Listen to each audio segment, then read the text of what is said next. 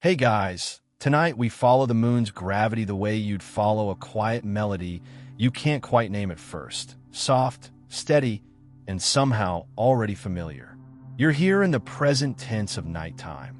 The room is dim, the air is cooler than it was a few hours ago, and the sounds have thinned out into a gentle background layer. Maybe a distant motor, maybe the occasional settling creak of the building. Maybe your own breath realizing it doesn't have to rush. Outside, the moon is doing what it always does, hanging there with that calm, unbothered expression like it's never once checked an email in its entire life. So, before you get comfortable, take a moment to like the video and subscribe, but only if you genuinely enjoy what I do here. And if you feel like it, drop your location and your local time in the comments. There's something weirdly comforting about imagining all of us listening under different skies. Now, dim the lights, maybe turn on a fan for that soft background hum, and let's ease into tonight's journey together. You don't have to change anything about how you're lying there. You don't have to do relaxation. You could just be placed like a small warm object set carefully on a shelf.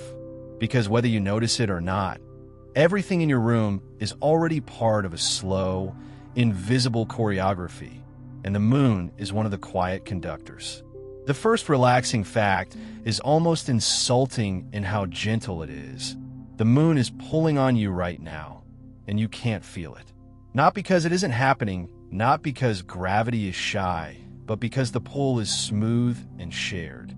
It's not just tugging your body, it's tugging your pillow, the floor under you, the walls around you, the air in the room, the whole neighborhood, the whole continent, the entire earth, like a giant, slow inhale that includes everything at once.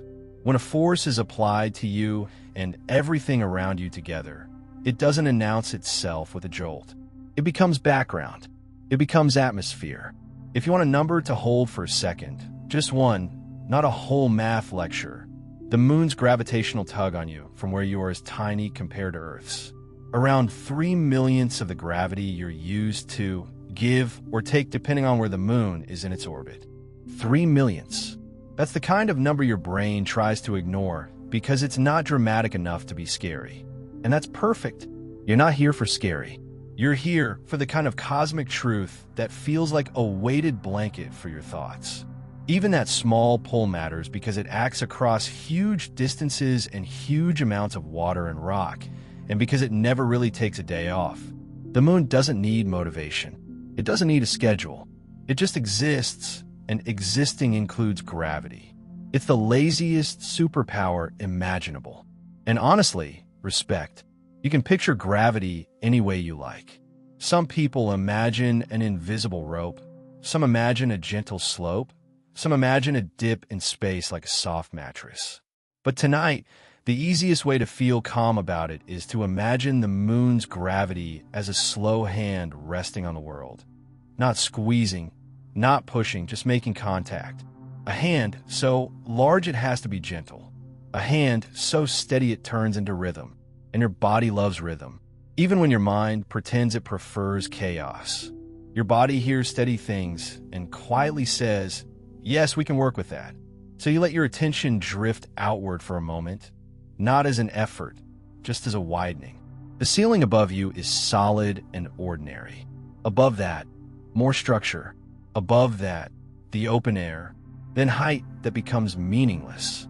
Then the dark that isn't really empty, just full of space.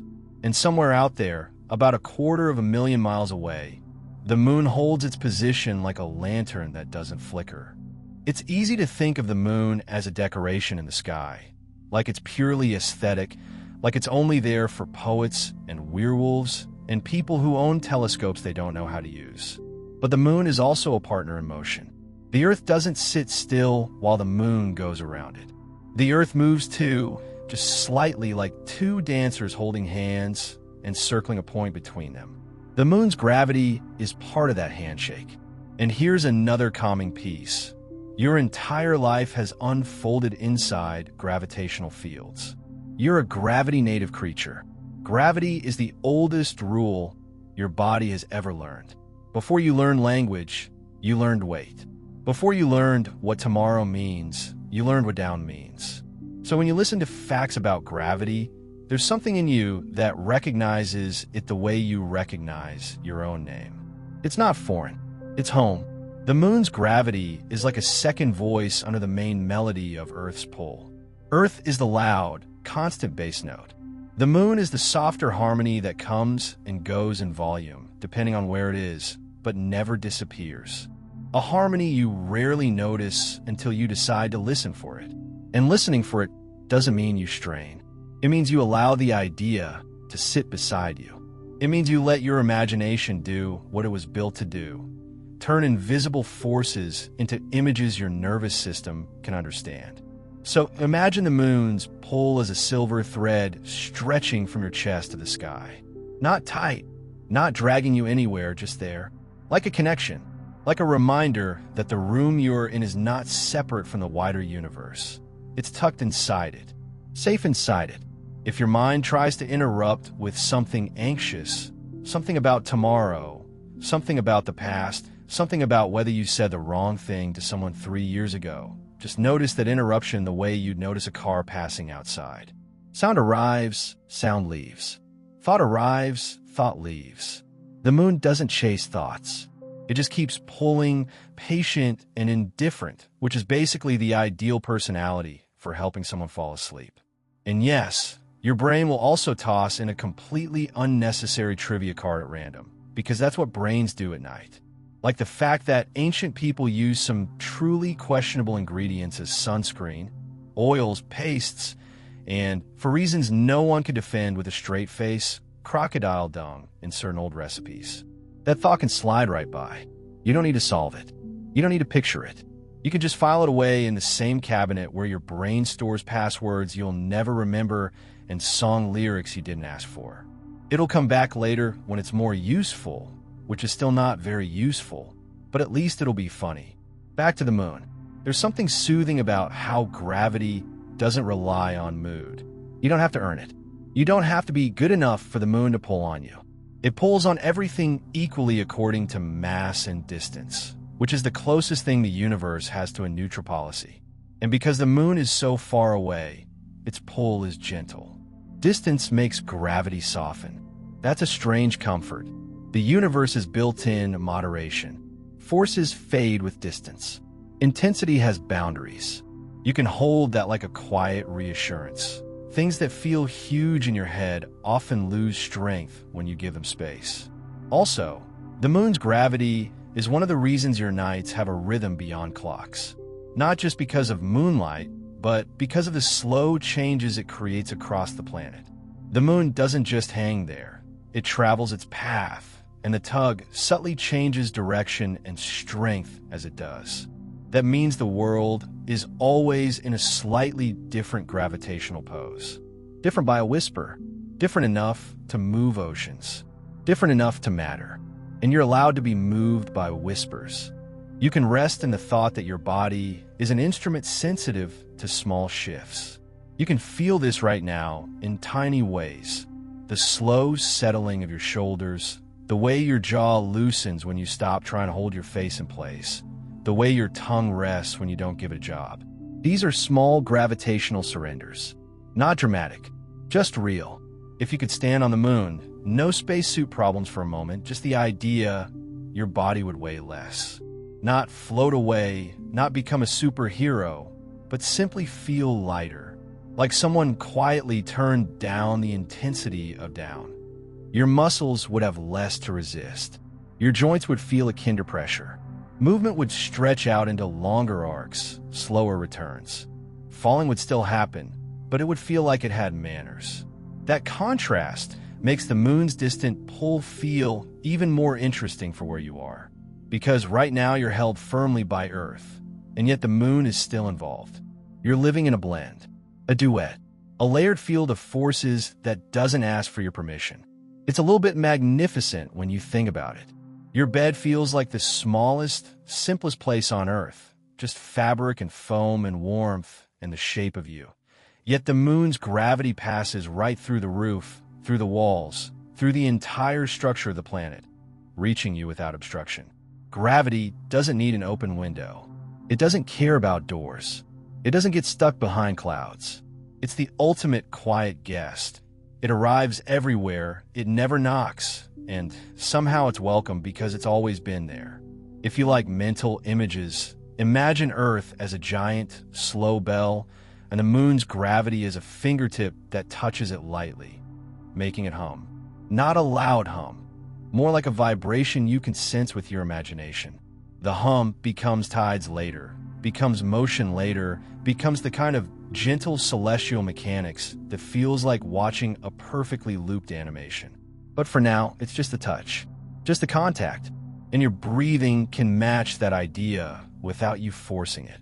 And the world is gently pulled out, and the pull remains steady. It's not synchronized in a strict way.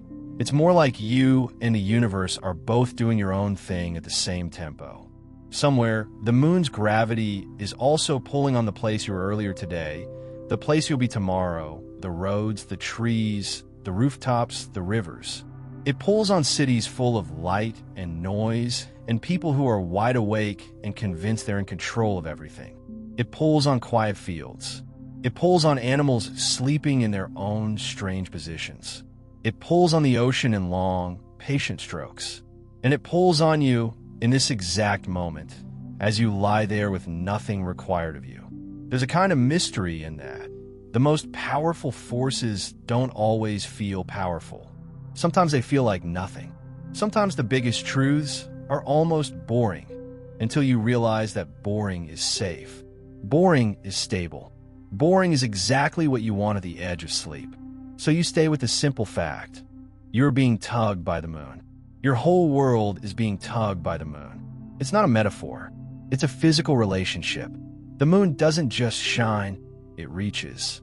And the reaching is gentle enough that you can let your body soften into it, as if you could hand over a small portion of your tension to the sky and trust it will be carried without complaint. The thought doesn't need to go anywhere yet.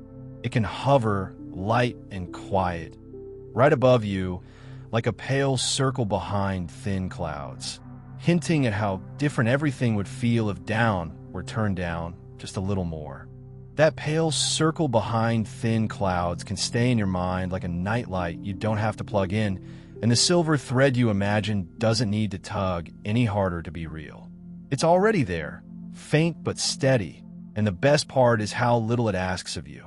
The moon's pull is gentle enough to be shared by everything around you, which means your body doesn't have to brace. Your body can stop negotiating with the day. Picture one simple change. The intensity of down turns softer, 1/6 as strong. Not gone, not replaced, just lowered. That's the moon's surface gravity, about 1/6 of Earth's, around 1.62 meters per second squared instead of 9.81. Your mass stays the same. Your atoms don't get lighter. Your personality remains exactly as complicated as it was this morning. But your weight, your felt heaviness shrinks. And the moment you imagine that, something in your chest loosens because your nervous system understands lighter immediately. Lighter means less effort. Lighter means fewer background muscles working like unpaid interns. Lighter means your shoulders don't have to keep auditioning for the role of support beam. So you borrow the moon for a minute in your imagination. One calm night. You're there without the hassle. No training montage, no checklist, no dramatic radio chatter. Just you, steady footing, and a softer pull. Your feet touch fine, dry ground, and the pressure under your soles is gentler than you expect. When your knees bend, you rise more easily, as if the world has decided to meet you halfway. Here's the quiet twist that makes lunar gravity feel oddly soothing. You'd expect everything to become effortless, like you could float around like a balloon, and then physics offers a polite correction. Your weight is smaller, but your inertia is the same. You still resist changes in motion the way you always have. You feel light, yes, but not flimsy. You're not a feather. You're still a full human with the same momentum and the same tendency to overthink things at inconvenient times. That combination, lighter weight, same inertia, creates movement that looks slow and graceful, even if you're not trying to be graceful. The moon makes everyone look like they practiced. You push off the ground with the same legs you've always had, and because gravity isn't yanking you back as fast, the jump stretches out. The airtime lengthens.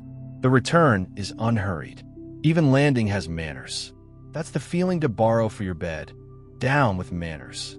You don't need a perfect picture of the moon. The scene can be dim and dreamy, like remembering a place you've never visited. What matters is the sensation, the constant pull softening, the strain dropping away. And with that sensation, you could do something deliciously practical. Imagine your muscles taking a break, one at a time, without collapsing, without going slack, just stepping back from the edge of effort. Start where tension likes to hide. The forehead can flatten. The tiny muscles around the eyes can stop being alert. Your jaw, which has been holding onto the day like it's a grudge, can unclench. Your tongue can rest like it finally found a position with no job title. Then your neck. On Earth, your head is a solid, mildly inconvenient weight, and your neck spends all day balancing it. In 1/6 gravity, that balancing act becomes easier. The muscles at the base of your skull loosen. The sides of your neck soften. It feels as if your head is being supported from underneath by something patient. Your shoulders are next, and they may not trust this at first because shoulders are dramatic by nature. They've spent years creeping upward whenever life got loud, like they're trying to hide behind your ears. In lunar gravity, they don't have to. The shoulder joints settle. The space between your shoulder blades spreads. The upper back widens against the surface beneath you, and it becomes easier to believe the world isn't asking you to hold it up tonight. If you're on your back, your shoulder blades can sink evenly, no hovering. If you're on your side, the top shoulder doesn't have to brace. Whatever position you're in, 1/6 gravity feels like a permission slip. You don't need to keep proving you can carry yourself. Think about your rib cage, too. It's always moving, always expanding and contracting, and it's always carrying a subtle load. In a softer pull, the ribs can feel as if they're opening in a calmer way. Breathing becomes less like work and more like a slow, simple motion your body has memorized. Down your spine, the stabilizing muscles that keep you upright all day can finally clock out. The lower back can stop arching in protest. The hips can release their grip. The pelvis can settle into a neutral, comfortable place, like it's returning to a default setting you forgot existed. And your legs get to be heavy in a nice way. Not tense heavy, not I've been running from my problems heavy, but blanket heavy. On Earth, legs are constantly ready to stand, to move, to brace. In lunar gravity, they can feel like they belong to someone who slept enough and drank water like a responsible adult. The thighs soften. The knees unhook. The calves stop holding. The feet don't have to anchor anything. They can simply be. Back on the moon in your mind, you take a step. The step is longer than you expect.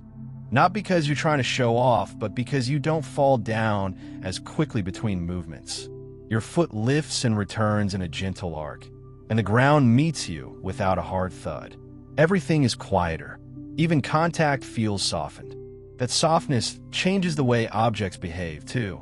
Drop something small, a tool, a pebble, a thought you don't need anymore, and it falls more slowly than it would on Earth.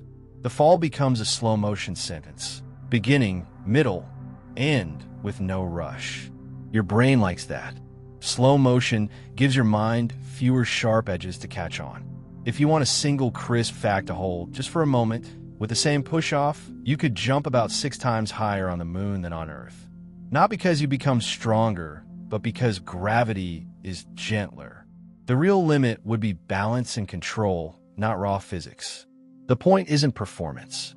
The point is the sensation of being buoyed by a kinder down. Bring that sensation back into your room. Your bed is already doing what lunar gravity would do, reducing the amount of work your body has to perform. Support is a quiet miracle. It doesn't ask you to earn it. It simply holds you. You can feel the difference between being held and being clenched. Held is the mattress under your spine, the pillow under your head, the blanket across you. Clenched is the jaw, the shoulders, the abdomen, the hands. Held is external. Clenched is internal. Lunar gravity is like turning down the world's demand so the internal clench has less reason to exist. And here's another gentle truth your mind can chew on without getting wired. Even if something weighs less, it still has the same mass. A heavy backpack on the moon feels lighter on your shoulders, but if you try to shove it across the ground, it still resists. That's inertia, quiet stubbornness. Gravity makes things heavy. Inertia makes them reluctant to change. That little paradox has a calm lesson hidden inside it. Some of what feels heavy in life is gravity, real load, real effort. Some of it is inertia, momentum, habit, yesterday rolling into today. Tonight, you don't have to fight inertia. In bed, inertia becomes your ally. You're already moving in the direction of rest. The day already ran its course. Your body already chose stillness. You don't need a restart button. You can keep going the way a slow jump keeps going on the moon. Smooth arc, soft return. So tension becomes something you can set down without ceremony, like putting a bag on the floor and realizing your hand is still gripping the handle out of habit. You can release the handle. Your fingers can uncurl. Your palms can open. Your wrist can soften. The grip was never required in the first place. The moon remains out there, indifferent and steady, and that steadiness is comforting in its own sarcastic way. It doesn't care whether you had a productive day. It doesn't care whether you were awkward in a conversation. It doesn't care whether your to-do list is a monster disguised as stationary. It simply pulls softly across distance, reminding you that forces can be constant without being harsh. And with that thought, your whole body can exhale, not just air, but effort, until heaviness turns into comfort, and comfort turns into stillness, and stillness feels like the most natural place you could be. That comfort-heavy stillness doesn't need to be earned again. It's already present in your body the way warmth lingers in fabric after a long day. The moon stays out there, calm and consistent. And if the thought of 1/6 gravity softened your muscles, the next thought can soften your mind. The moon's pull has a rhythm you can actually track because it moves something enormous, something familiar, something that already knows how to soothe you. Water. Not a cup of water, not a sip, but the whole idea of water in motion.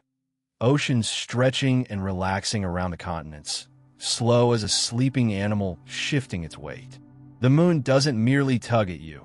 It conducts the seas in a pace so unhurried it feels like the planet is breathing in a language older than lungs.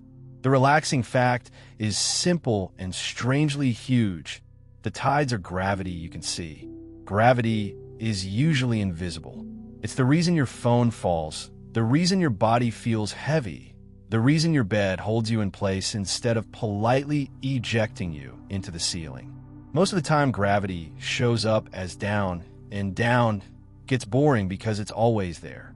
The moon changes the script by making gravity do something visible, something that rises and falls. The sea levels lift and lower, not because the ocean got emotional, but because the moon quietly changes the shape of the water. It's not the moon pulling the ocean toward itself, like a cartoon magnet dragging a puddle across the map. It's subtler, more elegant, and honestly more satisfying once it clicks. The moon's gravity is stronger on the side of Earth closer to it, and weaker on the far side, because gravity fades with distance. That difference, the unevenness, creates a stretch. The ocean responds to that stretch like a soft blanket being tugged from two ends. One bulge forms on the side facing the moon, where the pull is slightly stronger. Another bulge forms on the far side, where the pull is slightly weaker and the Earth's own motion around the Earth, moon system contributes to a gentle outward tendency. Two bulges, opposite each other, like the planet put on a pair of watery earmuffs. That image alone can calm a busy brain. Earth wearing ocean earmuffs, listening to the moon. It's ridiculous in a way that makes it memorable, and the universe doesn't mind being a little funny. As Earth rotates, your location moves through those bulges. That's why many coastlines experience 2 high tides and 2 low tides in roughly a day. Not exactly a clock day, though, because the moon is moving along its orbit while Earth spins, so the lunar day is about 24 hours and 50 minutes. That extra 50 minutes is the moon quietly sliding forward, like it's strolling, hands in pockets, pretending it's not in charge of entire oceans. So the timing between high tides is usually around 12 hours and 25 minutes. 12 hours and 25 minutes. Long enough for a full life to happen between one peak and the next if you measure life in naps and snacks and small worries that dissolve. The oceans don't care about your calendar. They follow the moon. And the ocean's movement has a sound in your mind, even if you're not near shore. A slow hush, a long pull, the sense of a boundary being redrawn and then redrawn again. Even inland, the idea of tides can give your breathing a pace. It offers a tempo that feels natural because it's planetary, and your body likes to borrow rhythms from bigger things. You can picture a shoreline at night. No people, no bright signs, no dramatic music. Just dark water and a pale moon above it. The tide is creeping in centimeter by centimeter in a patience so complete it almost feels like stillness. Wavelets come and go, but the overall line of the sea is advancing, quietly claiming a little more sand. The whole scene looks like it's happening in slow motion, not because time slowed down, but because the force driving it is steady and gentle. That is the part your nervous system recognizes, steady and gentle. Nothing sudden, nothing sharp, no surprises, just a long, predictable cycle. Your breathing can echo that cycle without forcing a technique onto yourself. Inhale can be the tide rising. Exhale can be the tide easing back. That's not a rule. It's a metaphor your body understands. Your lungs fill and empty. The ocean fills and empties the shoreline. Gravity plays both instruments at once, and the song is slow enough to make thinking feel optional. There's something else soothing tucked inside the tides. The moon doesn't have to decide anything for this to happen. The moon doesn't adjust settings. It doesn't push buttons. It simply exists, and existence includes gravity, and gravity includes stretching. The tides are the planet's response, like a sleepy reflex. If your mind wants to know why the sun doesn't steal the show, that's a fair question, because the sun is massively more powerful. The twist is that tides are about differences across distance, not just raw strength. The sun is far away, so its tidal effect on Earth, while significant, isn't as dominant as you'd assume from its size. The moon is closer, so the gradient, the uneven pull from one side of Earth to the other, is stronger. Close and consistent beats, huge and distant, at least for this particular kind of motion. The moon wins the tide contest by showing up nearby. The sun still participates, though, and that makes the story richer without making it noisy. When the sun, Earth, and moon line up during new moon and full moon, their tidal forces combine, and tides tend to be larger. Those are called spring tides, not because of the season, but because the water springs higher. The name has a simple charm, like someone watching a shoreline centuries ago and calling it exactly what it looked like. When a moon is at a right angle to the sun from Earth's perspective, during first and third quarter, their tidal pulls partially counteract each other, and tides tend to be smaller. Those are neap tides. The word itself sounds like a yawn. Neap, small tides, softer swings, a gentler ocean mood. This dance of alignments gives the month a pulse. Even if you've never cared about the lunar calendar, your planet does. The planet is keeping time with water, and water isn't the only thing that moves. There are land tides too, tiny, slow flexing of the Earth's crust under the same gravitational stretching. The ground beneath you rises and falls by small amounts. Not enough for you to feel in your feet while you're walking around, but enough for sensitive instruments to measure. The idea that solid rock participates in the moon's rhythm is oddly comforting. It's proof that solid is sometimes just slow-moving. The Earth is more alive in motion than it appears, and that motion is calm. Even the atmosphere has tides, subtle changes in pressure and density driven by heating and gravity and the same broad mechanics. The whole planet is a responsive system. Your room, your city, your body, everything is inside that system. Nothing is isolated.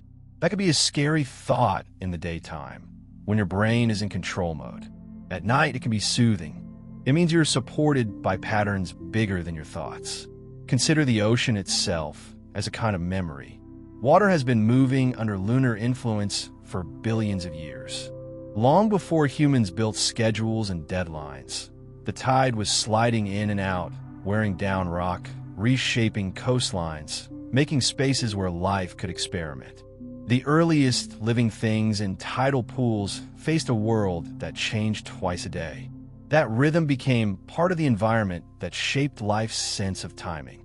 So when your body relaxes to a slow, repeating pattern, it's not doing something unnatural. It's returning to an old skill. You are a descendant of creatures that learn to rest and act in cycles. The moon has been a silent timekeeper for that entire lineage. And here's a detail with a quiet kind of grandeur: tides cost energy. The ocean sloshing against continents creates friction. That friction turns some of Earth's rotational energy into heat.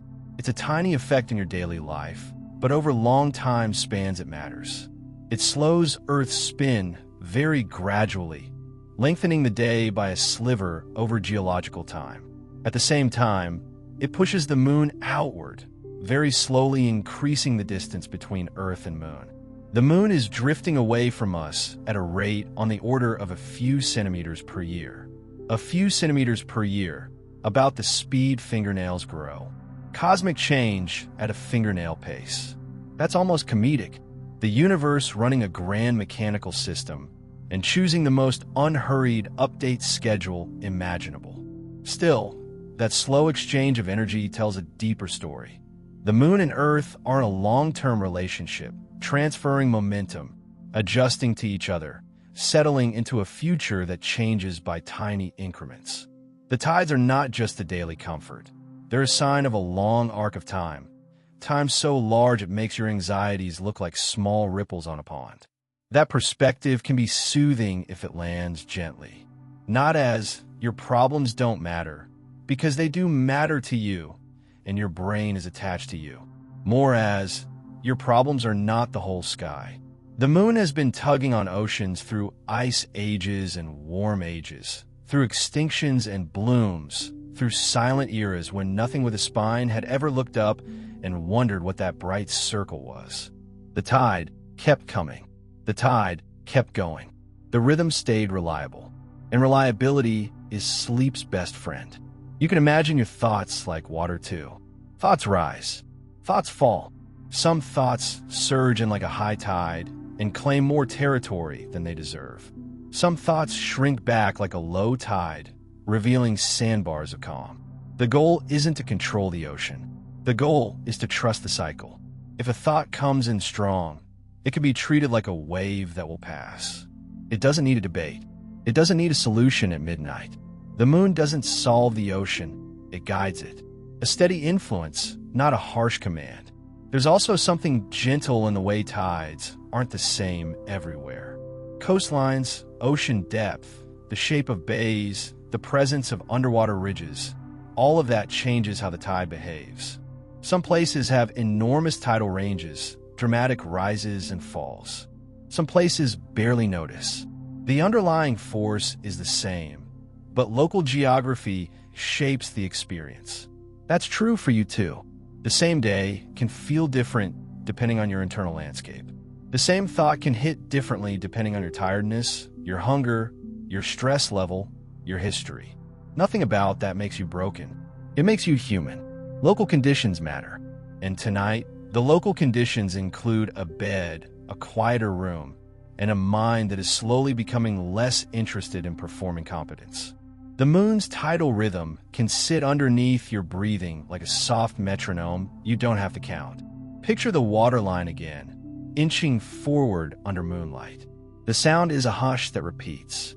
The movement is steady enough to become hypnotic. The sea arrives, pauses, retreats.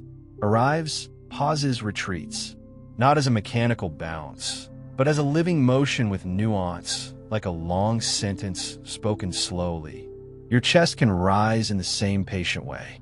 Your abdomen can soften on the exhale as if the tide is slipping back down the sand. There's no need to force a deeper breath. A natural breath, paced by a vast, slow idea, is already plenty. The moon's gravity makes the ocean's surface bulge and relax. And in the same way, it can make your attention bulge toward calm and then relax back into stillness. The tide doesn't rush. The tide doesn't apologize. The tide doesn't worry about being productive. It does its job by being consistent. And consistency is quiet power. Somewhere, waves are arriving at a shore under the moon. Somewhere, water is curling around rocks that have been there longer than memory. Somewhere, a bay is filling, and a boat is lifting gently with no engine required. The whole world is being moved by a force you can't feel directly, but can understand through the water's response. The knowledge itself can be a kind of comfort, proof that invisible things can be real and dependable. Your body is still here, warm and supported, and the oceanic breath of the planet continues without your supervision. That could be the most restful thought of all. That oceanic breath keeps moving even while you stay still, and it's comforting to realize how much of the universe runs perfectly well without your input. The tides rise and fall, the shoreline redraws itself, and the moon keeps doing the laziest possible job, existing, while the earth responds with these slow, graceful shifts. And once you've let the moon's gravity move something as massive as an ocean in your mind, it becomes easier to accept the next idea, the one that sounds dramatic but is actually one of the calmest truths in space. Orbit is falling. Not falling like panic, not falling like losing control, but falling in the most stable way imaginable. Falling forever, missing the ground forever, and staying held in a repeating path because the down is always there and the sideways motion is always there too. A loop made of gravity and motion, as quiet and consistent as the tides. It helps to picture it in a simple way. Imagine standing on a very tall mountain with the world stretched out below. You throw a ball forward. It arcs and lands. Throw it harder, and it travels farther before landing. Harder still, and it travels farther. There's a certain magical speed where, if the world were perfectly smooth and there were no air, the ball would fall toward Earth at the same rate that Earth's surface curves away beneath it. The ball keeps falling and keeps missing. That is orbit.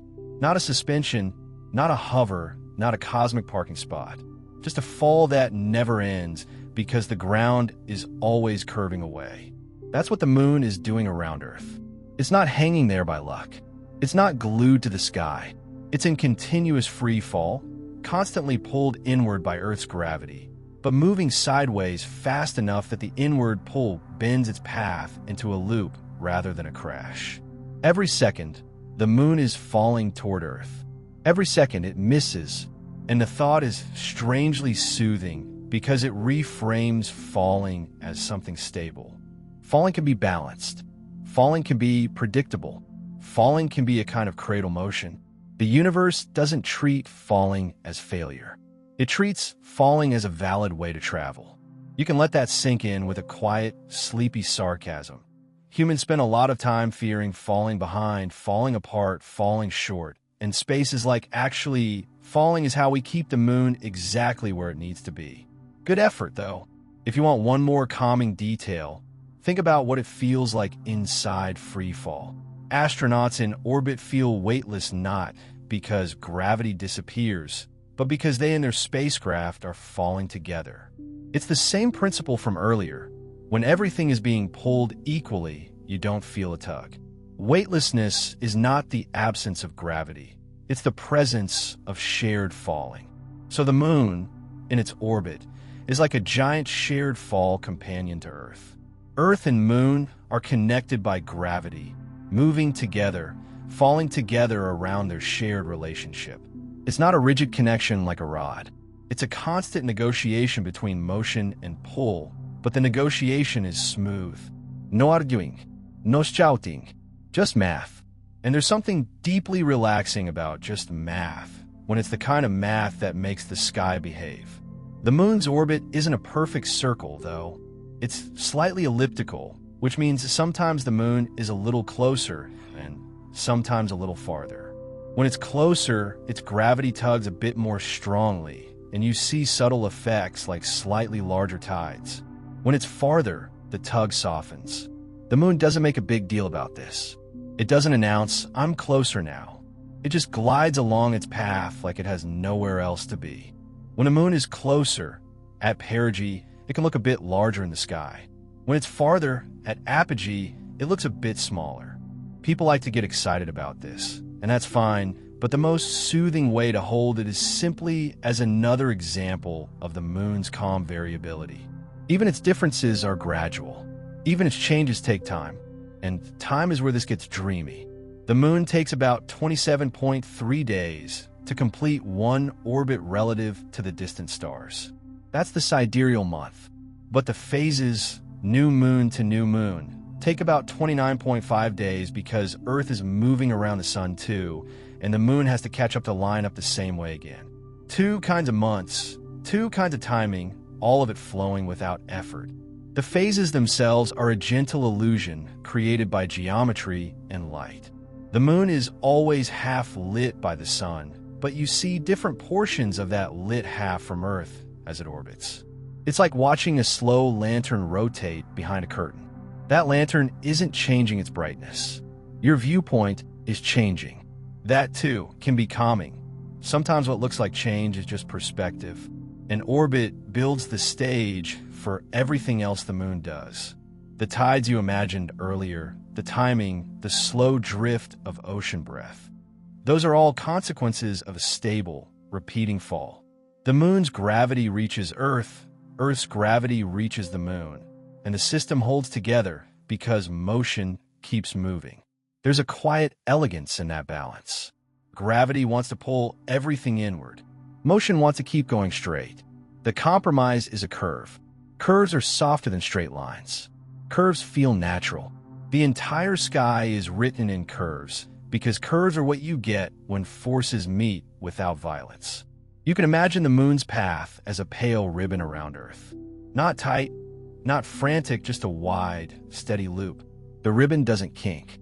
It doesn't snap. It doesn't change direction suddenly. It's the kind of motion you'd watch if you wanted your brain to stop spiking. Your eyes would follow it. Your thoughts would follow it. And slowly, the inside of your head would feel less like a crowded room and more like an open night. If you zoom in mentally, you can picture Earth's gravity as a smooth slope in space and the moon as a marble rolling along it. The marble is always trying to roll down the slope, but it also has sideways speed, so it keeps circling. The whole thing is like a perfectly designed track that was never built by hands, only by mass and distance. And your body loves the idea of a track. A track means predictability. Predictability means safety. Safety means your muscles can stop bracing for surprises. So you let the falling forever idea become personal. Not in a scary way, but in a gentle one. You don't have to be afraid of letting go tonight, because letting go is not the same as losing control. Orbit is letting go in a structured way. It's surrender with a path. Your thoughts can do something similar. They don't need to slam into conclusions. They can curve. They can pass by and continue. They can fall in loops that become quieter each time. An orbit has another peaceful feature. It's not silent chaos. It's stable because energy and momentum are conserved. The moon doesn't need engines to keep going. It doesn't need fuel. It doesn't need a push every day. Its motion is an inheritance from the early history of the Earth-Moon system, carried forward because space doesn't demand constant effort the way life on Earth sometimes does.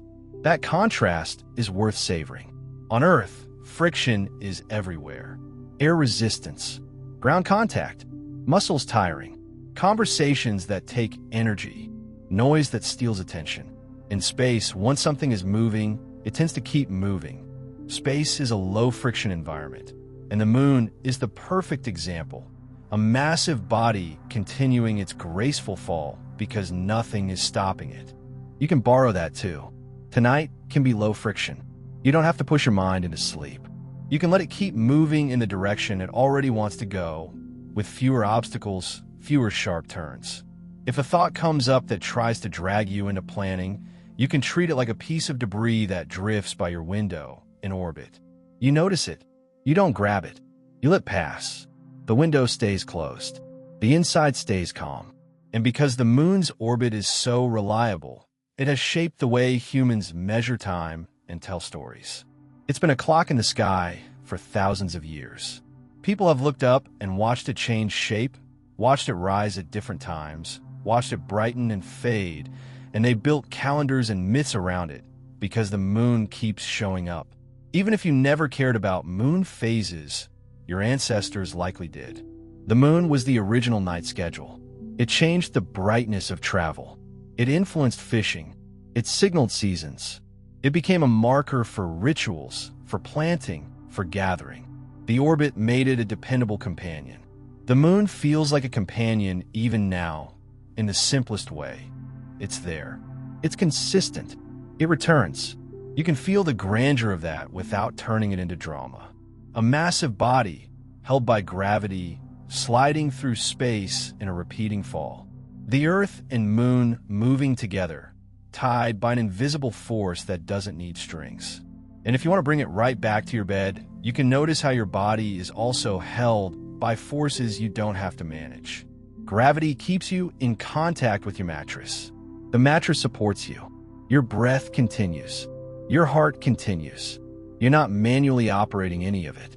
A system that runs itself is calming. The moon's orbit is a system that runs itself. The tides are a system that runs itself. Your body in sleep is a system that runs itself. So your attention can rest on the smoothness of the moon's path, the way it curves without strain, the way it falls without fear, and how that same physics, pull and motion, curve and balance, can be mirrored in the way your mind circles towards sleep. That smooth curve of falling and missing becomes even more satisfying when you realize the moon and Earth aren't doing a solo performance with one partner chasing the other. They're doing something quieter, more intimate, and a little more absurd in the best way. They're both circling a point that isn't located inside either of them, at least not perfectly centered the way your brain wants it to be. There's a shared balance point between Earth and Moon called the barycenter. It's the center of mass of the two-body system, the point they both orbit around like two skaters holding hands and spinning. Not one dragging the other, but each contributing to the dance based on how much mass they bring to the partnership. The moon is lighter, so it travels a bigger loop. The Earth is heavier, so its loop is smaller. But the Earth still moves. The Earth actually wobbles. And that's such a deliciously humbling fact. You spend your whole life thinking of Earth as this immovable stage, this giant stable platform beneath your feet. And meanwhile, Earth is doing a subtle little shuffle in space because the moon exists. It's not dramatic. It's not going to knock your coffee off the table. It's more like the kind of sway you see in a tall tree when there's a steady wind. Real motion, just not the kind that makes a fuss. The barycenter usually sits inside Earth, but not at Earth's exact center. It's offset, typically a few thousand kilometers from the center, sometimes described as being about 4,600 to 4,700 kilometers from Earth's center, which means it can actually be outside Earth's surface, depending on the exact distance between Earth and Moon. Earth's radius is about 6,371 kilometers, so that shared balance point is still within the planet most of the time, but it's far enough from the center to matter. Far enough to make Earth do that small, constant circling motion. If you could look at Earth from far away, like a calm observer with infinite patience, you wouldn't see Earth sitting perfectly still while the moon loops around it. You'd see both bodies orbiting that invisible point, tracing their paths through space like they're attached by a quiet agreement. It's a seesaw without a playground, a balance game with no audience, a cosmic version of holding hands and turning slowly, except both partners are huge and one of them is covered in oceans and people who worry about emails. That balance point can be a place your mind rests because it's stable and precise. The barycenter is not a metaphor. not a poetic idea. It's a real point in space that can be calculated. It's where the mass averages out. And for some reason, thoughts that can be calculated feel safer to a sleepy brain. Something in you relaxes when you realize the universe isn't improvising. The orbit you imagined before becomes a bit more layered here. The moon's path around Earth is more accurately a path around the barycenter, and Earth's path around the sun also gets a tiny wobble layered on top, because Earth is slightly circling that shared point as the whole system travels through space. The result is that Earth's motion is never perfectly smooth. It's smooth enough for life, smooth enough for calendars, but not perfectly smooth. The universe allows gentle complexity. That gentle complexity is comforting because it means perfection is not required for stability. The Earth can wobble and still be a safe home. The moon can have an elliptical orbit and still be a reliable companion. Balance can include motion. Stillness can include a slow sway. You can be steady without being rigid. And if you let your imagination hover in that space between Earth and moon, at that shared balance point, it feels almost like a quiet room inside the larger machine. The barycenter is the point where the partnership centers. It's not a physical object you can touch, but it's an anchor for understanding. A secret pin holding the choreography together. You can picture it like this: a line drawn between Earth's center and the moon's center. Somewhere along that line, closer to Earth because Earth is heavier, sits the barycenter. Every moment, Earth and moon are tugging each other, and every moment they are both responding. The moon's response is dramatic because it's smaller. Earth's response is subtle because it's massive. But it's there. That subtlety can become a calming thought experiment. Imagine you're standing on a spinning globe the size of a planet, because you are, and the entire planet is doing a tiny circle in space every month. The distance of that tiny circle might be on the order of thousands of kilometers at the center, but you don't feel it as motion because you're moving with the whole Earth. It's that shared fall principle again. You feel weight because Earth's gravity holds you, but you don't feel the Earth's monthly wobble because you're not separate from it. You're inside it. There's a strange comfort in being inside a motion you can't feel. It turns the night into something softer. You don't have to monitor everything. Things can be happening that are real and meaningful, and you can still rest. This wobble is not just trivia, either. It's part of how scientists detect planets around other stars. They watch stars for tiny wobbles caused by the gravity of orbiting planets. A planet tugs its star, and the star moves around the system's barycenter. The motion is small, but measurable. So when you think about Earth wobbling because of the moon, you're also touching a method that helps humans find worlds beyond our own. Worlds that might have their own moons, their own tides, their own sleepy creatures wondering what's overhead. The idea expands without getting loud. You stay in bed, but your mind can drift outward into a universe full of quiet balance points, hidden centers of mass, invisible pivots shaping the dance of planets and stars. And if your brain tries to get too excited, because it loves to do that at inconvenient times, you can keep it calm by staying with the imagery rather than the numbers. Two dancers, a shared point between them, slow turning, no rush. The space between Earth and moon becomes a place of gentle suspense. Not mystery like horror, but mystery like depth. Like the ocean at night, dark and calm, holding more than you can see. If you return to the tides for a moment, the barycenter adds a new layer to why there are two tidal bulges. On the side of Earth facing the moon's gravitational pull is stronger, tugging water toward it. On the far side, the pull is weaker, and the Earth's motion around the barycenter contributes to the opposite bulge as the system rotates. The far side bulge isn't water being pulled away in a literal sense. It's water responding to a difference in pull and the system's overall motion. The barycenter is part of that story, like a hidden hinge making the ocean's breathing possible. So the ocean is not just responding to the moon directly. It's responding to the whole Earth-Moon system moving together. The planet is not a passive victim being tugged. It's an active participant in the dance. That's a calmer way to see it, Not force as aggression, but force as relationship. Relationships are tiring when they're loud. This one is quiet. There's another quiet way this balance point shows up. The moon is tidally locked to Earth. It rotates once for each orbit, which is why you see the same face of the moon most of the time. That locking is the result of gravity and time and friction slowly shaping motion until it becomes stable. The moon's rotation and orbit fell into sync, like two gears that finally aligned after billions of gentle adjustments. It didn't happen quickly. It didn't happen dramatically. It happened the way sleep sometimes happens, gradually through tiny releases until stability appears. That locking is also why the moon feels like it's always watching with the same expression. It's not actually choosing to show you one face. It's simply settled into a stable pattern. The universe likes stable patterns.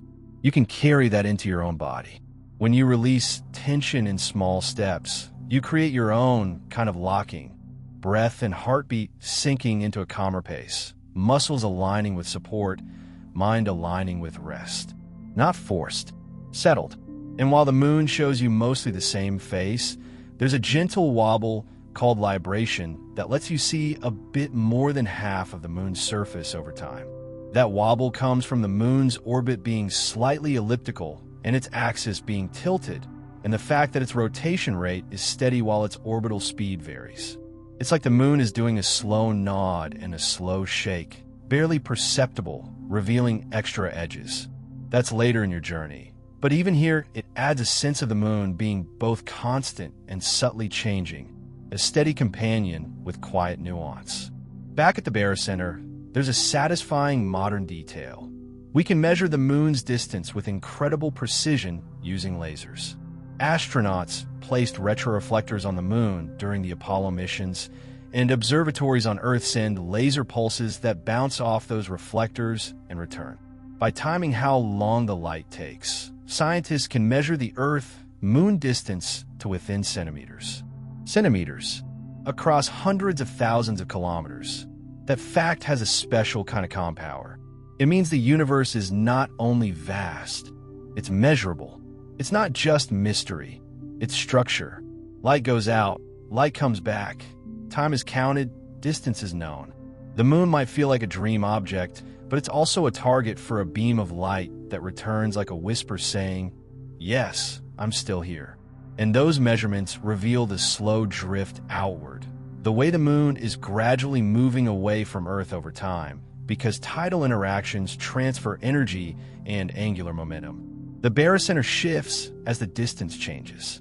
The shared balance point is not fixed forever. It slides gently as the relationship evolves. That's another comforting lesson. Change can be slow and safe. The system adjusts at a fingernail pace, and your mind can imitate that pace. You don't need to solve everything tonight. You don't need to leap to conclusions. You can let thoughts move outward, centimeter by centimeter, losing intensity as distance grows. You can let worries drift away the way the moon drifts away, not as abandonment, but as part of a natural exchange of energy.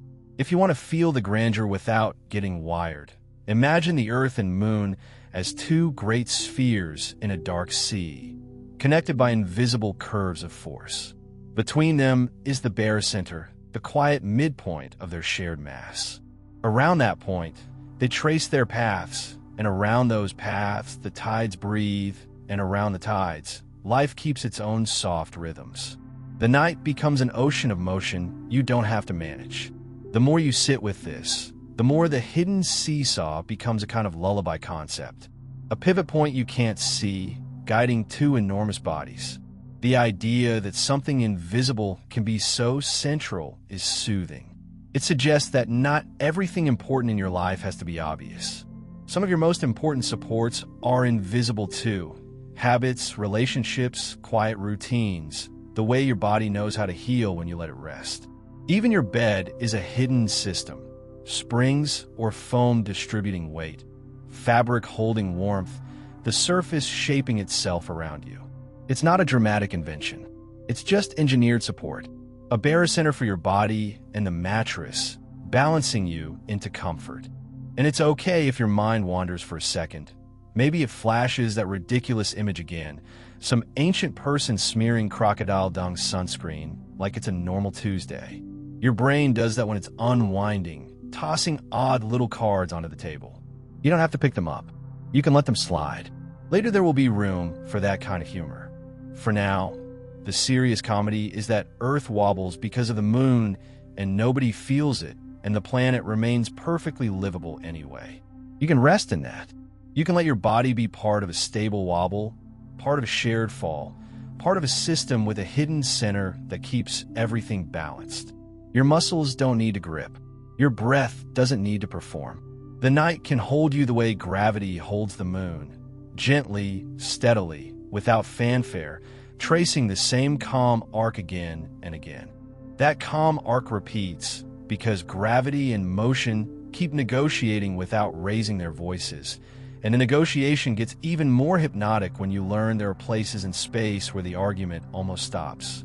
Not because gravity shuts off, and not because physics gets bored, but because the pulls and the motion line up in a way that creates something close to a resting place. A spot where the universe balances its own hands and briefly says, "Fine, stay right there." These are Lagrange points, quiet pockets in the Earth Moon system where the combined gravity of Earth and Moon, plus the motion of an object moving with them, can keep something hovering in the same general position relative to both bodies. Hovering is a dangerous word because it suggests effort and strain, like a helicopter fighting the air. This is nothing like that. This is more like a canoe settling into a slow eddy behind a rock in a river. The river keeps flowing. The canoe isn't frozen. It's simply tucked into a place where the current and the swirl agree. 5 of these balance points exist in any two-body system. And in the Earth-Moon pair, they form a little geometry lesson written in darkness. One point sits between Earth and Moon. Another sits beyond the Moon, farther out on the same line. A third sits on the far side of Earth. And 2 more form a triangle with Earth and Moon. One leading the Moon in its orbit, one trailing behind. It's symmetrical in a way that feels like the universe enjoys neat shapes when it has the chance. The point between Earth and Moon is the one that feels most intuitive. Gravity from Earth pulls one way, gravity from the Moon pulls the other, and at a certain spot between them, those pulls can balance in just the right way for an object moving with the system. That point is called L1. It's like standing on a ridge line between 2 valleys. Step a little too far one way, and you start sliding toward Earth. Step a little too far the other, and the Moon starts claiming you. Right on the ridge, the competing pulls can cancel in a delicate way. Delicate is the key word. Some Lagrange points are stable, like a bowl you can settle into. Some are unstable, like the top of a hill, possible to balance on, but requiring tiny corrections. The ones on the line between Earth and Moon are more like hilltops. A spacecraft can hang around L1, but it usually needs occasional small nudges to stay in the neighborhood. Not because the physics is failing, but because the balance is precise and tiny disturbances add up over time. That precision can be calming rather than stressful if you frame it the right way. The universe isn't demanding perfection. It's offering an option. Stay near this point with almost no effort compared to fighting gravity head-on. A few careful adjustments over weeks and months is nothing next to the idea of constantly burning fuel.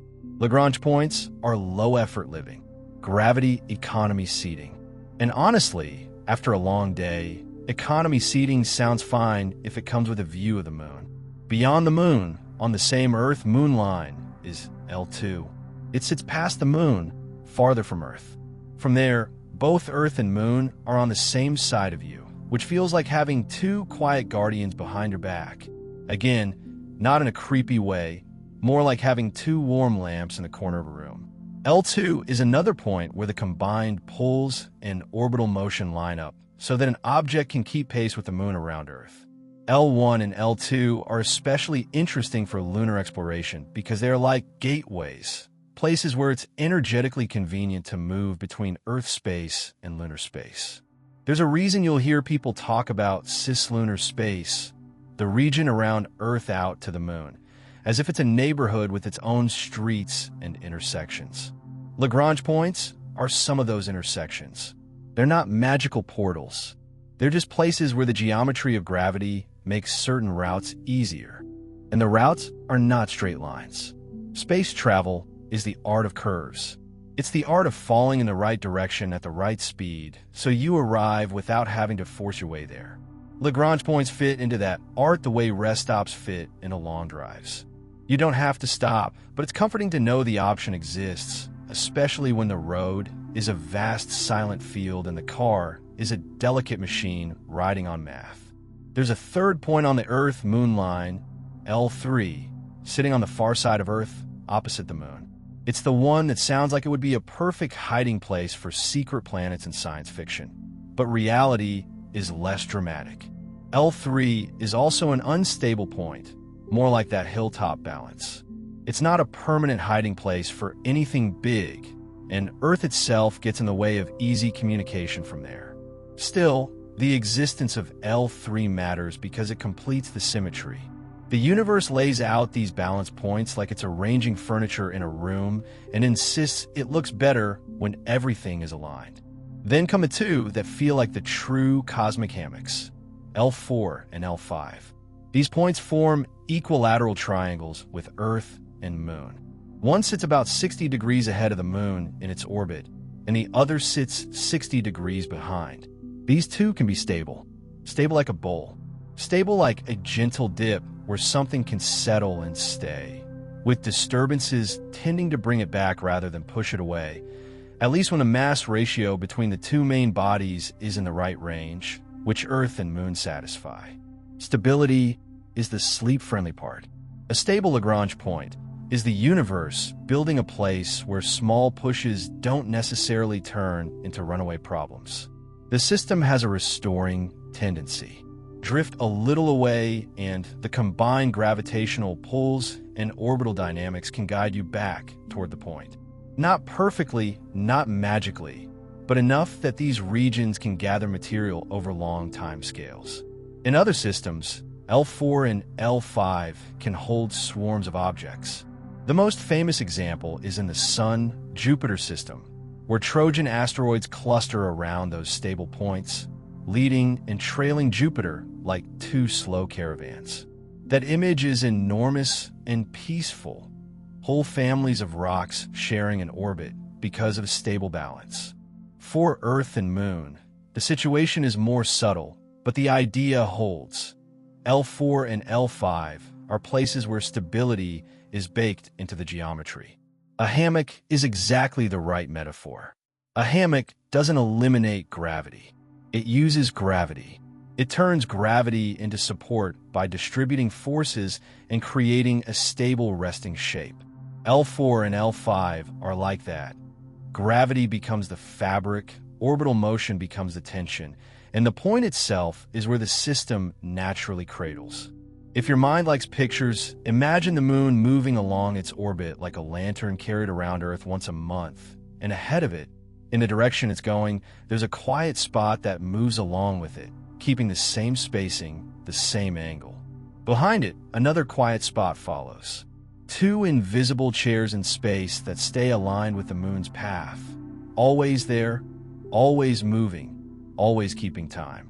It's fascinating that stillness in space often means moving.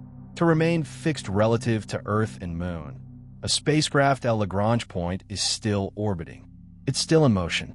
It's still falling. The stillness is relational, like staying beside someone on a walk without changing your distance.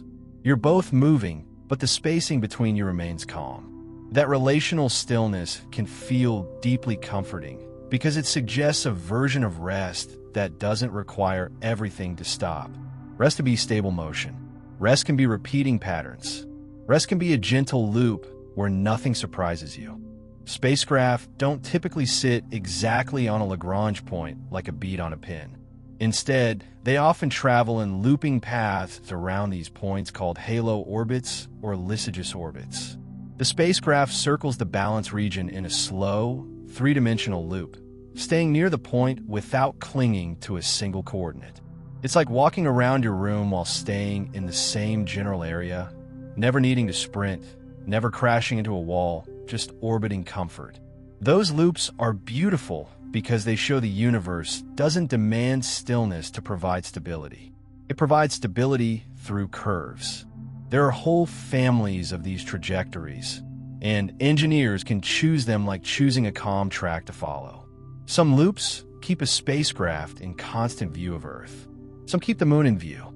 Some minimize fuel use. It's all choices shaped by gravity's landscape.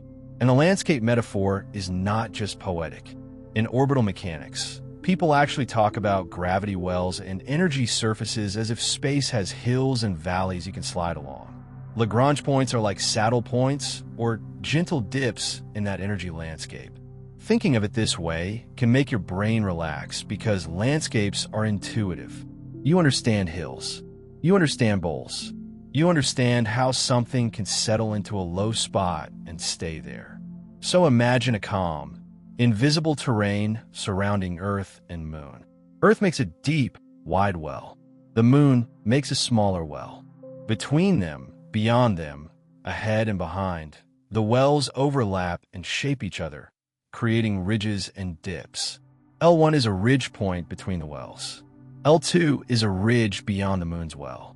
L4 and L5 are the shallow, stable dips off to the side, where the combined terrain forms a natural cradle. This terrain doesn't care whether it's day or night where you are. It doesn't care whether you're thinking about it. It exists quietly, and that can be enough to slow the mind. The sense that the universe has structure, that there are calm regions baked into the physics, and that even in a place as vast as space, there are resting spots. The thought can become personal without turning sentimental. Your body has its own Lagrange points, places where opposing tensions balance. The head on the pillow, the knees supported in a comfortable angle, the lower back finding a neutral curve, the hands resting without gripping. Those are small balance points in flesh and fabric. The forces cancel just enough that effort disappears. And just like the unstable Lagrange points, some positions feel balanced for a moment, but require constant micro-adjustment, constant fidgeting. Those are the hilltops. A stable position is the hammock. A stable position is where tiny shifts tend to bring you back to comfort rather than push you farther away. That's why, when the body finds its own L4 or L5, the mind often follows. The mind stops making constant corrections. The thoughts don't need to be held in place. They can circle gently, like a halo orbit around a point of calm. In the Earth-Moon system, these balance regions aren't just theoretical. They're part of how future missions can move efficiently, how communication and navigation can be arranged, how a spacecraft can linger in a useful position with modest fuel. There's a quiet futurism in that. Humans learning to rest in the grammar of gravity, learning to travel by leaning on the universe rather than fighting it. Leaning is a comforting word here. Gravity is not only a force that pulls downward, it's also a structure you can lean on. The Moon and Earth have been leaning on each other for billions of years, constantly adjusting, constantly balancing, holding their shared wobble and their shared fall. Lagrange points are where that leaning becomes particularly graceful.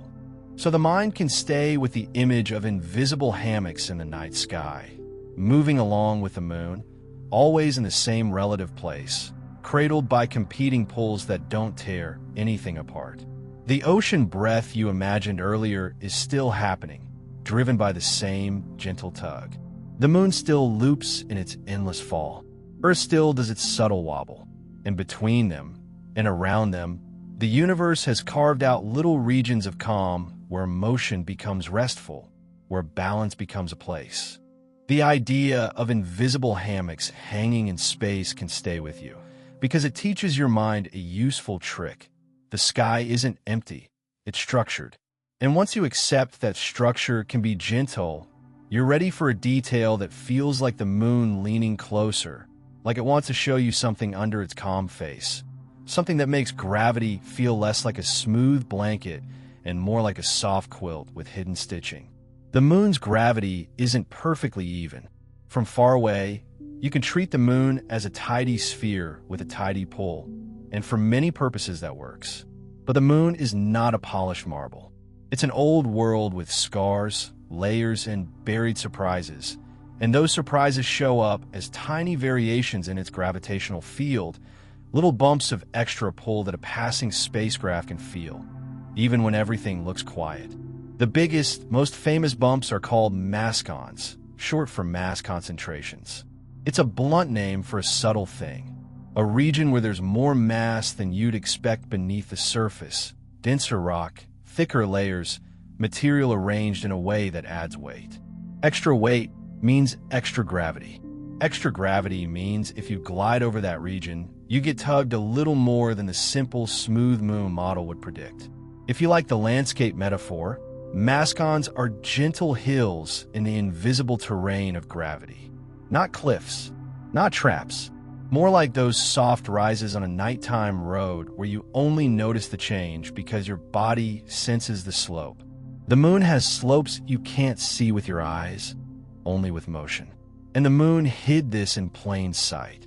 The dark patches you see from Earth, those broad seas that aren't seas, are ancient lava plains. Many of them fill huge basins created by colossal impacts early in lunar history.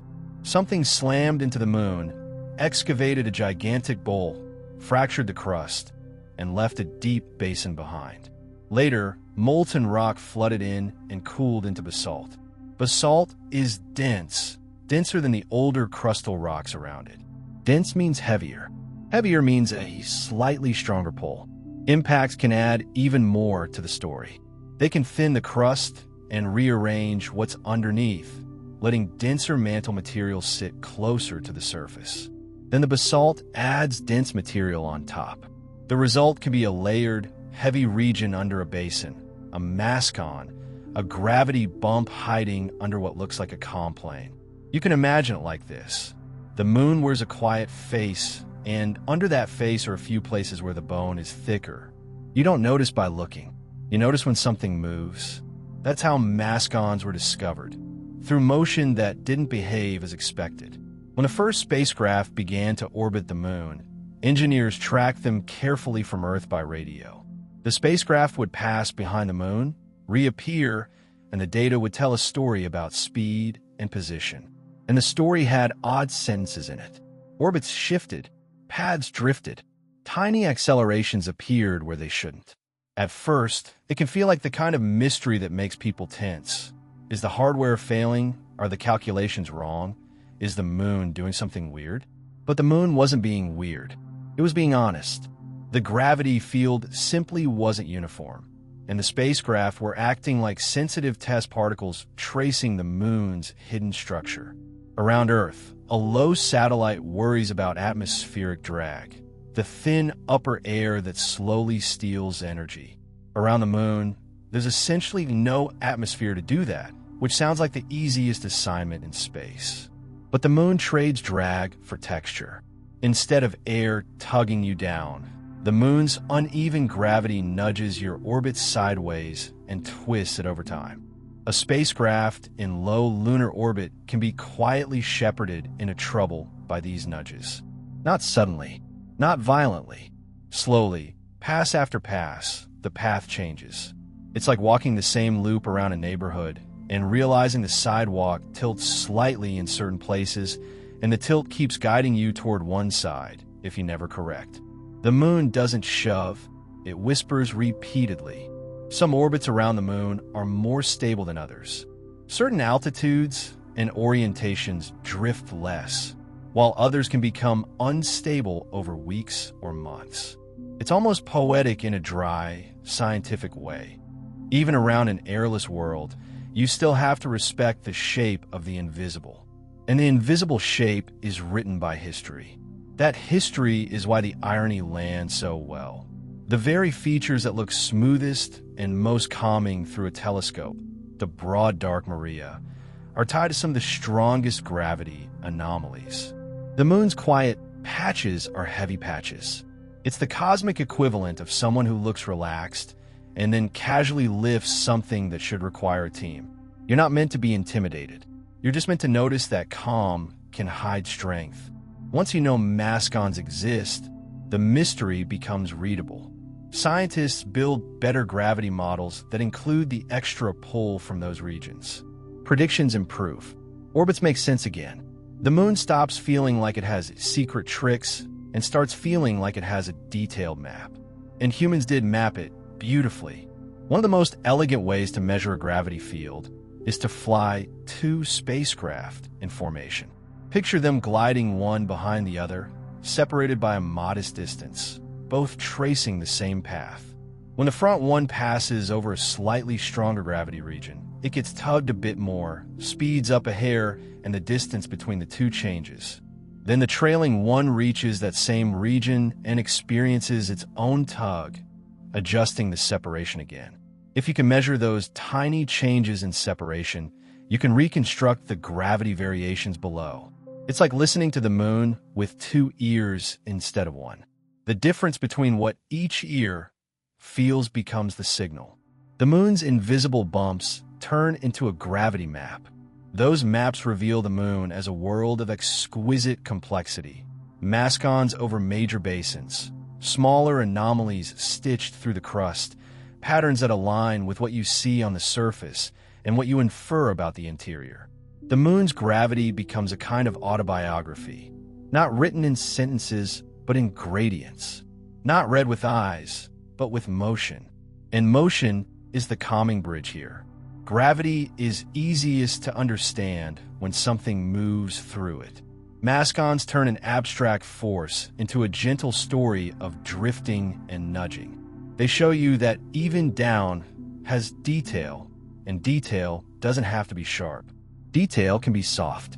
If you let the image settle, you can picture yourself floating above a lunar mare, like a quiet observer in a slow orbit. Below you is dark basalt, ancient and smooth. Under that basalt is extra mass, the hidden heaviness of old impacts and cooled lava. As you drift overhead, the pull strengthens by a whisper. Your path bends by a whisper. You keep moving. Nothing snaps. Nothing startles. The universe simply reveals texture. This is where your mind can afford a little gentle sarcasm, because it keeps everything human-sized. You can think of your own mind the same way, mostly smooth from a distance, but full of hidden, dense regions, old impacts, old memories, heavy thoughts that tug your attention when you pass over them. You don't have to fight those tugging places tonight. You can acknowledge that they exist the way engineers acknowledged mascons exist, and you can keep your orbit calm, which is also a perfect moment to let that earlier absurdity slide back into view. The crocodile dung sunscreen. Yes, that. Some ancient person on Earth tried to protect their skin from the sun with something that should never have been near a face, while the moon, silent, clean, and dignified, was busy shaping oceans, wobbling Earth, and hiding dense basalt under smooth plains. Humanity improvises. The moon just keeps its steady, complicated pull. Your brain can smirk and relax at the same time. Mascons also teach you another soothing truth. Small influences add up. A gravity bump doesn't drastically alter a spacecraft in a single pass. It changes things a little, and then a little again, and then a little again. The effects accumulate because the moon is consistent. Consistency is power without drama. That's true for rest as well. One relaxed exhale won't rewrite your whole nervous system, but a series of them, repeated without struggle, can change everything. One unclenched jaw, then another. One shoulder releasing, then the other. A gentle repetition until your body learns, the way a spacecraft learns the terrain through repeated orbits. So you let the moon's mascons become a calming mental texture. Invisible hills under smooth plains, ancient impacts that still pull, history that's still present without making noise. The ocean breath continues on Earth. The moon continues its endless fall.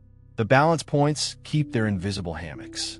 And under that familiar lunar face, the mass concentrations rest like quiet fingerprints, small, real, and patiently measurable for anyone who chooses to listen closely. Those hidden gravity bumps under the moon's smooth-looking plains can sit in your mind like quiet fingerprints, proof that even silence has texture. You can almost feel a spacecraft gliding over a mare and getting the gentlest extra tug, as if the moon is saying, "Yes, I remember what happened here."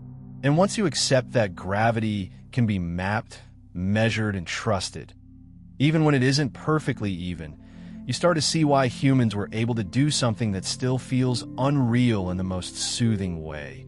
They rode those invisible slopes all the way from Earth to the moon. Not by brute force, not by pointing a rocket at the moon like a cartoon arrow and hoping for the best. They went by curve, by patience, by letting gravity write the route in slow, elegant sentences. You can picture Earth first, heavy and confident, the main base note of your whole life. Earth's gravity is the reason the bed feels like a bed and not a floating suggestion. It's the reason your body has learned down so deeply you don't even think about it.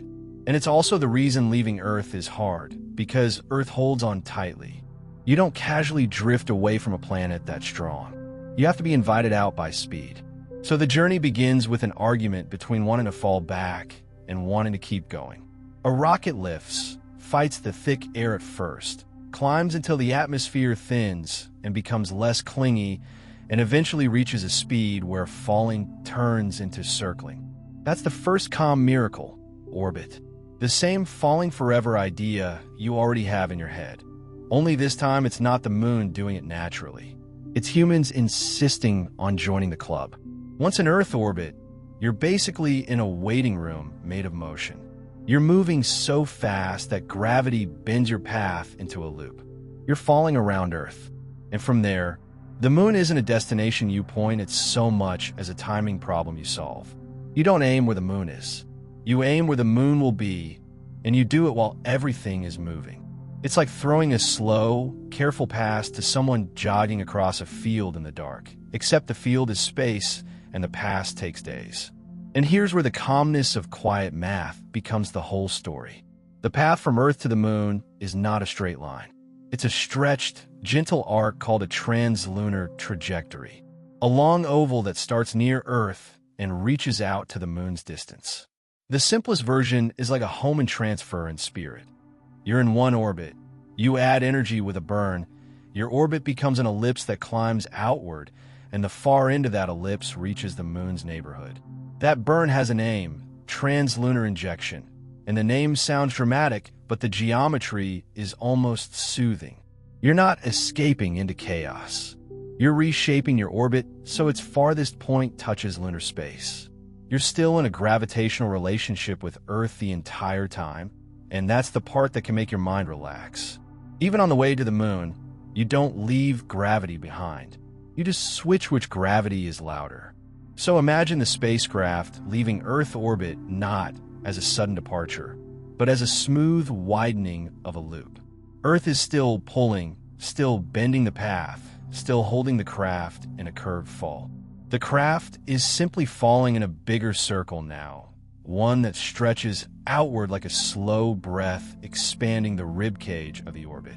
Over the next few days, the spacecraft coasts.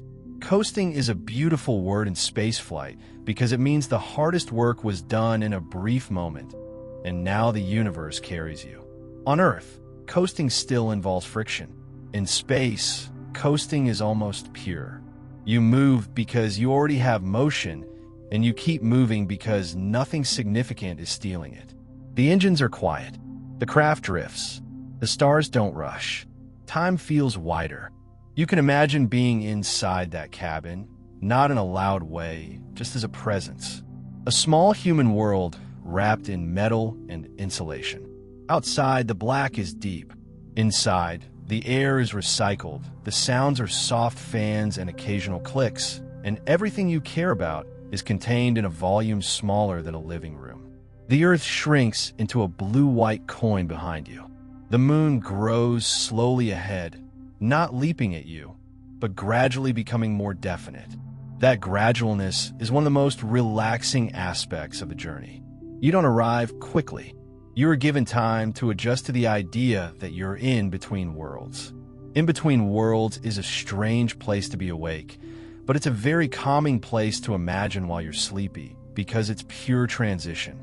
No errands, no notifications, no one asking you to answer just one more thing.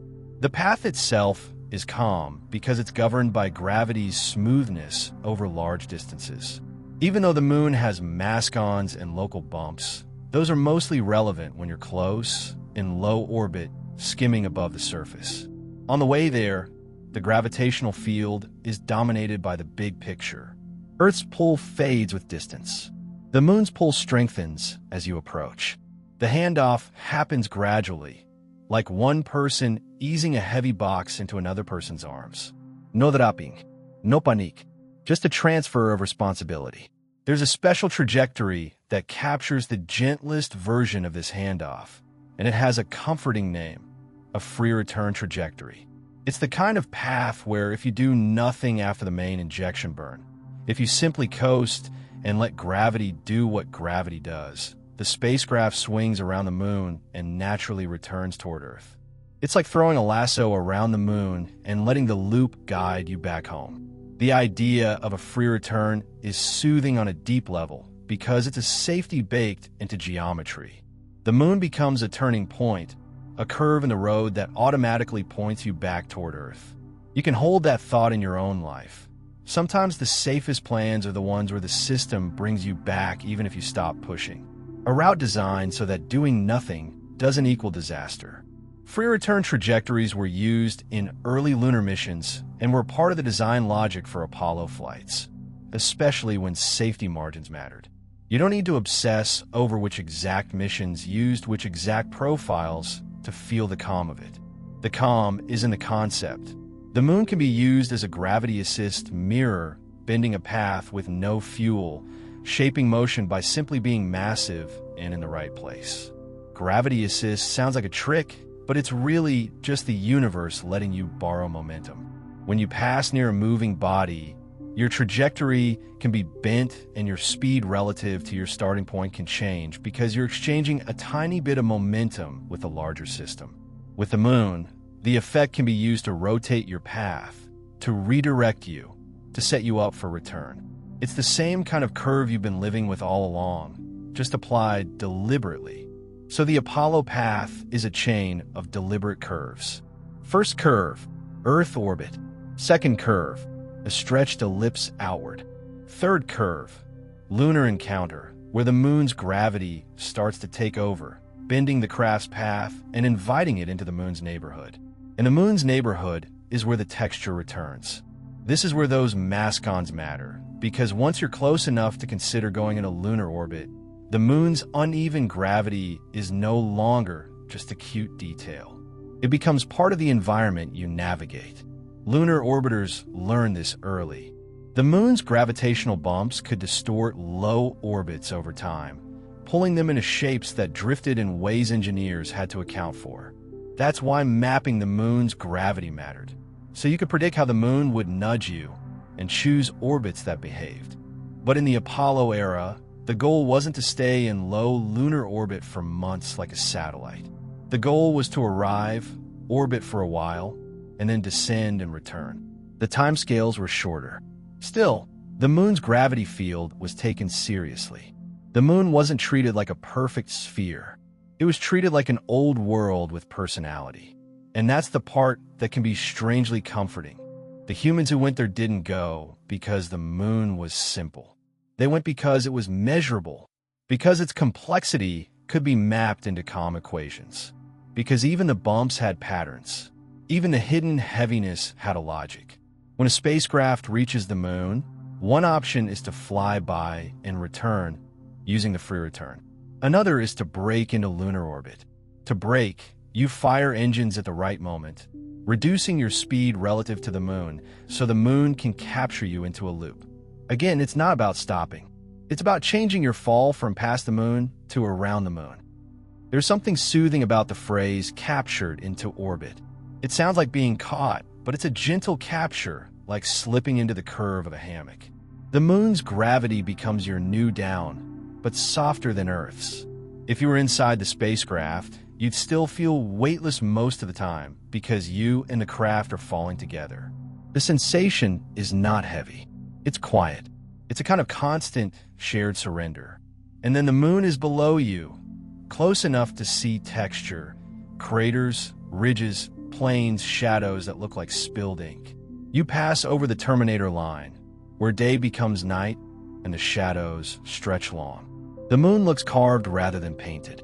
It has no soft haze of atmosphere to blur its edges, so everything is crisp, like a black and white photograph that refuses to be romanticized. The romance comes from the scale and the silence. You can imagine the Earth from lunar orbit 2, hanging in the sky, much larger than the moon ever appears from Earth. Earth is bright. Earth is colored. Earth looks alive. It also looks far away enough to make your stomach drop if you think about it too hard. So, you don't have to think about it too hard. You can just let it be a calm symbol. Home, distant, steady, still pulling on you even here. Because Earth's gravity never completely stops affecting you. The gravitational relationship doesn't end at the moon. It just weakens. The Earth, moon system is one blended field. That's why the Lagrange hammocks existed. That's why the barycenter wobble existed. That's why the route is a curve rather than a line. The moon is not an isolated island. It's part of a connected landscape. The Apollo path is essentially a guided walk through that landscape. And guided is the right word. People sometimes imagine those missions as raw bravery alone. And sure, there was courage, but there was also something even calmer. Trust in physics. Trust that if you did the burns at the right times, you would be on the path you calculated. Trust that gravity would do what gravity always does, pull consistently. Trust that the universe wasn't moody. The universe was reliable. That reliability is the same thing you're leaning on tonight. Your bed supports you because physics is consistent. Your breath continues because biology is consistent. The moon continues its orbit because gravity is consistent. And a spacecraft could be sent to the moon because that consistency can be predicted. It's almost funny, in a soft way, that humans can be so chaotic and yet succeed by aligning with something non-chaotic. We can't even agree on how to load a dishwasher, but we can thread a spacecraft through a gravitational field using calculations and timing. Some of us, at least, can. The rest of us are still trying to remember whether crocodile dung sunscreen was real. And honestly, it's better for everyone if we don't bring that back. Even the mid-course corrections on the way to the moon feel like a bedtime story of gentleness. You don't do huge steering maneuvers. You do small adjustments, tiny burns that refine the path so that when you arrive where you intended. The trajectory is already mostly right. You're just trimming it, like adjusting the angle of a lamp so the light falls exactly where you want. That kind of adjustment is also what your body is doing as you settle deeper into rest. You're not forcing sleep. You're trimming. You're aligning. A small shift in your shoulder. A tiny release in your jaw. A quieter breath. A micro-correction toward comfort. The moon's gravity, with its broad, smooth pull and its local bumps, becomes the environment in which these elegant human arcs were possible. The path to the moon wasn't an invasion. It was a conversation with gravity. A conversation spoken in curves and timing, in energy and patience, with the moon answering in silent, predictable pulls. And in that conversation, the most soothing thought is this: the path holds. Once you're on the right arc, you can coast. The universe carries you along a sentence it already knows how to finish. The sentence the universe already knows how to finish has a very gentle punctuation mark when it reaches the moon, because the moon doesn't hold on the way Earth holds on. Earth grips. Earth clings. Earth is the friend who says, "Text me when you get home," and then tracks your location anyway. The moon is quieter. The moon is more like you're free to go whenever, and somehow that makes you trust it more. This is one of the most relaxing facts about lunar gravity. Leaving the moon takes far less speed than leaving Earth. The number is calm, compact, almost cute for something that decides whether you stay or go. The moon's escape velocity is about 2.38 kilometers per second. Earth's is about 11.2 kilometers per second. Same kind of concept. How fast you need to be moving to climb out of a world's gravity without falling back, but wildly different moods. If Earth's escape velocity feels like sprinting uphill with a piano on your back, the moon's feels like briskly walking out of a quiet library with your shoes still on, and nobody even clears their throat. Escape velocity sounds dramatic, like a single moment where you break free and fireworks go off. In reality, it's just energy. It's a measure of how much kinetic energy you need to trade for gravitational potential energy until you're far enough away that you won't come back unless you choose to. It's not escaping like running from something. It's leaving like stepping out of a room. And the moon makes that step smaller. You can feel the meaning of that without doing any math. The moon is smaller than Earth, and its mass is much less. Less mass means a shallower gravity well.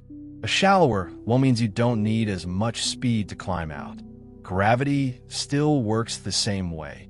The moon is simply a gentler source of it. Think of a gravity well as a bowl. Earth is a deep bowl. The moon is a shallow bowl.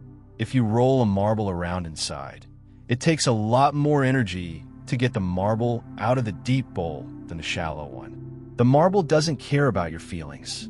It cares about slopes. That's the universe again. Steady, unbothered, and very consistent about slopes. So if you were standing on the moon, still in your imagination, still comfortable, still not worrying about oxygen, your ability to send something away would feel strangely easy. You'd drop a tool and it would fall slowly. You'd jump and hang in the air longer. And if you launched a rocket, you wouldn't need the kind of towering fury you see on Earth. You could leave with a smaller push. That's why people talk about the moon as a potential stepping stone. Not because it's easy to get there. Getting there still means dealing with Earth's deep bowl. But because once you're there, the cost to go elsewhere is lower. The moon is like a porch.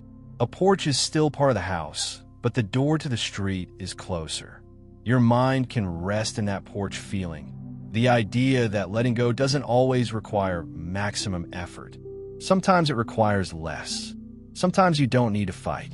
Sometimes you just need a gentle, correct push.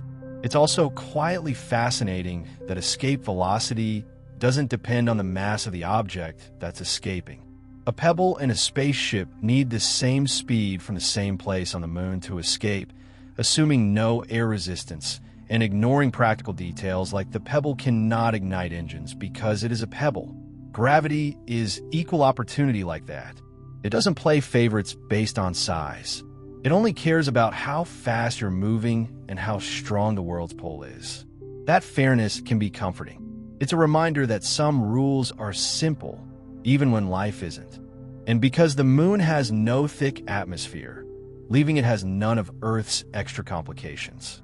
On Earth, you fight not only gravity, but air, drag, heating, pressure. Earth's air is a protective blanket, but it's also a stubborn gatekeeper when you try to leave. The moon has almost no air to speak of. No weather, no wind, no friction from a thick sky. If you rise from the moon, you rise into clean darkness. Clean darkness is a very bedtime-friendly phrase. It's also why the moon holds on to gases so poorly. Escape velocity doesn't just decide whether rockets can leave. It also decides what kinds of atmospheres can stick around over long periods. On Earth, the escape velocity is high enough that molecules in the atmosphere, moving around at typical temperatures, mostly can't drift off into space. On the moon, the escape velocity is low enough that light gases have a much easier time leaking away, especially over long spans, and especially with extra energy from sunlight. So the moon ends up with only an extremely thin, temporary exosphere. Atoms and molecules that hop around and sometimes escape. Hopping is the right word. On the moon, even atoms can behave like tiny, patient jumpers. They bounce along in long arcs because there's so little to collide with. It's like the atmosphere, what little exists, is doing slow motion. That's such a quiet kind of beauty. Even the moon's air moves with long pauses. The numbers can stay in the background while the feeling comes forward. Earth, deep grip, thick air, high speed required to leave. Moon, soft hold, almost no air, a smaller speed required. Even the sound of a rocket leaving the moon in your imagination is different.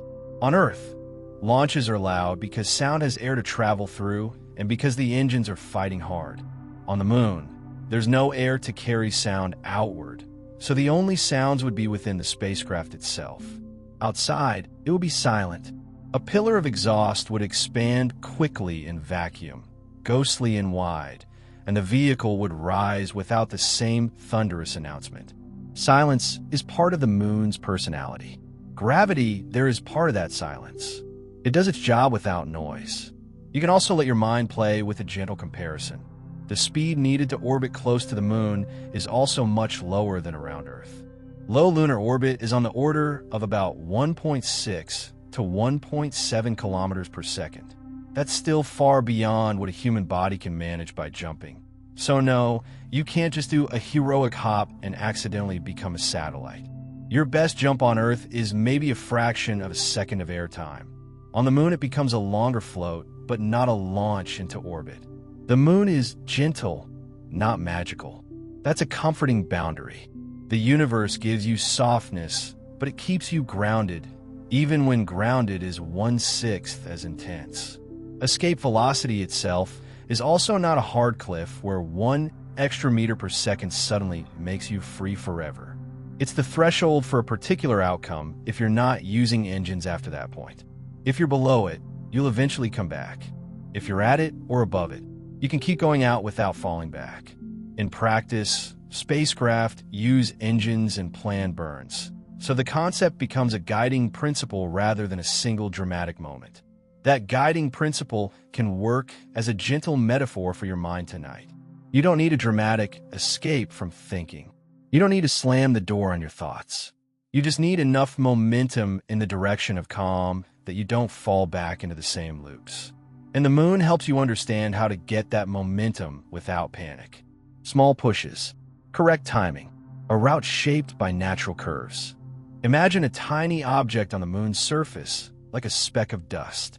Most dust stays, but if sunlight warms it and a charge builds up, electrostatic forces can make dust grains levitate or hop.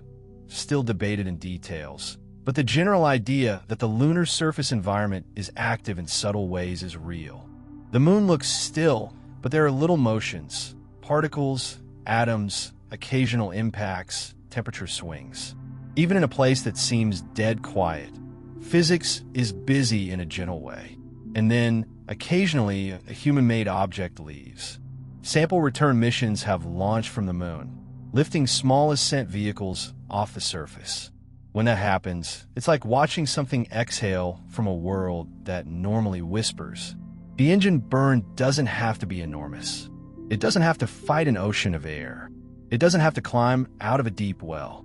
It simply accelerates to a few kilometers per second, and the moon lets go. The phrase "let's go" matters. The moon's gravity isn't an emotional grip. It's just a field, but the outcome feels like permission. Permission is one of the most soothing things your brain can receive at night. Permission to stop scanning for threats. Permission to stop replaying conversations. Permission to stop trying to predict tomorrow.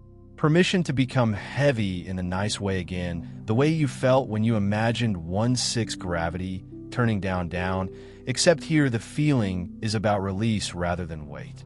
And because the moon's gravity is gentle, it also means that if you lift off from the moon, you can rise into a wide, slow arc. Trajectories around the moon can feel like they have a lot of time in them. Time to adjust.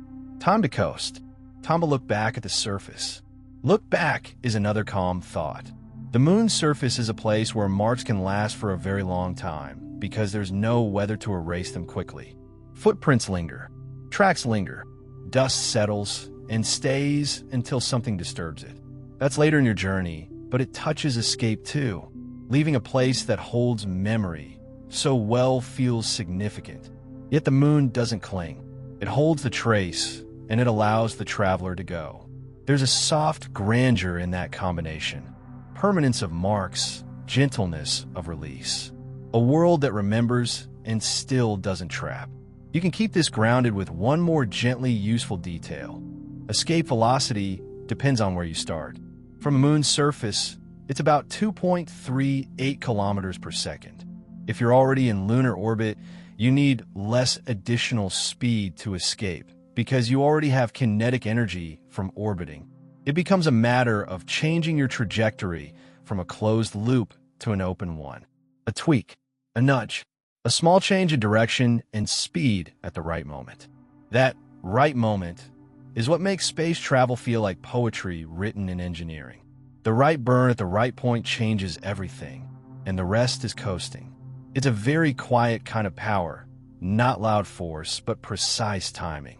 Your body understands timing too, even if your mind pretends it doesn't. If you catch the moment when your exhale naturally lengthens, you can ride it into deeper calm. If you catch the moment when your shoulders finally stop holding themselves up, you can let them settle. If you catch the moment when your thoughts start to blur at the edges, you don't sharpen them again. You let them remain soft. That's your own kind of escape velocity, not speed through space, but momentum towards sleep. And it's easier than your mind sometimes claims, because your mind loves to act like everything is a deep gravity well. It loves to dramatize. It loves to grip. It has big Earth energy, basically.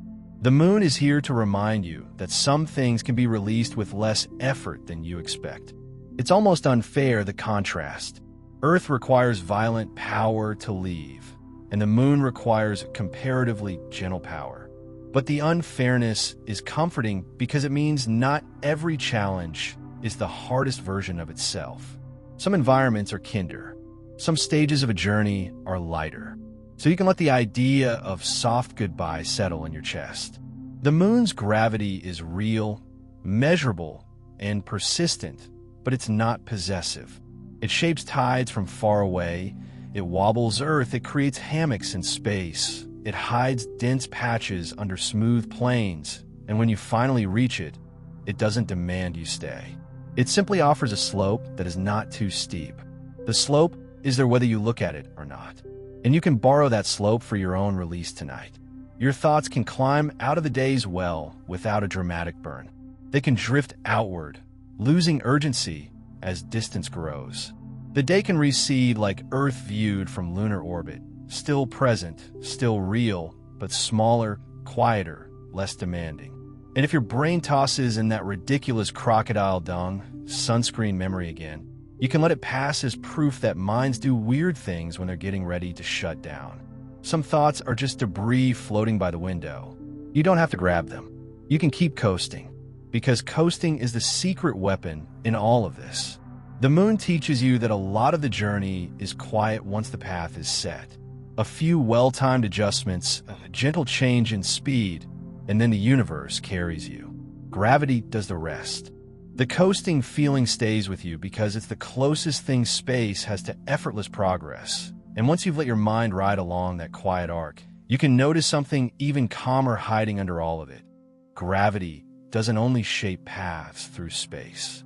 It shapes the pace of time itself, just slightly, in a way that's so subtle you'd never feel it in your bones, yet so real that engineers have to account for it or their systems drift off course. This is where the moon gets quietly magical without ever becoming fantasy. In everyday life, time feels like one thing. A minute is a minute.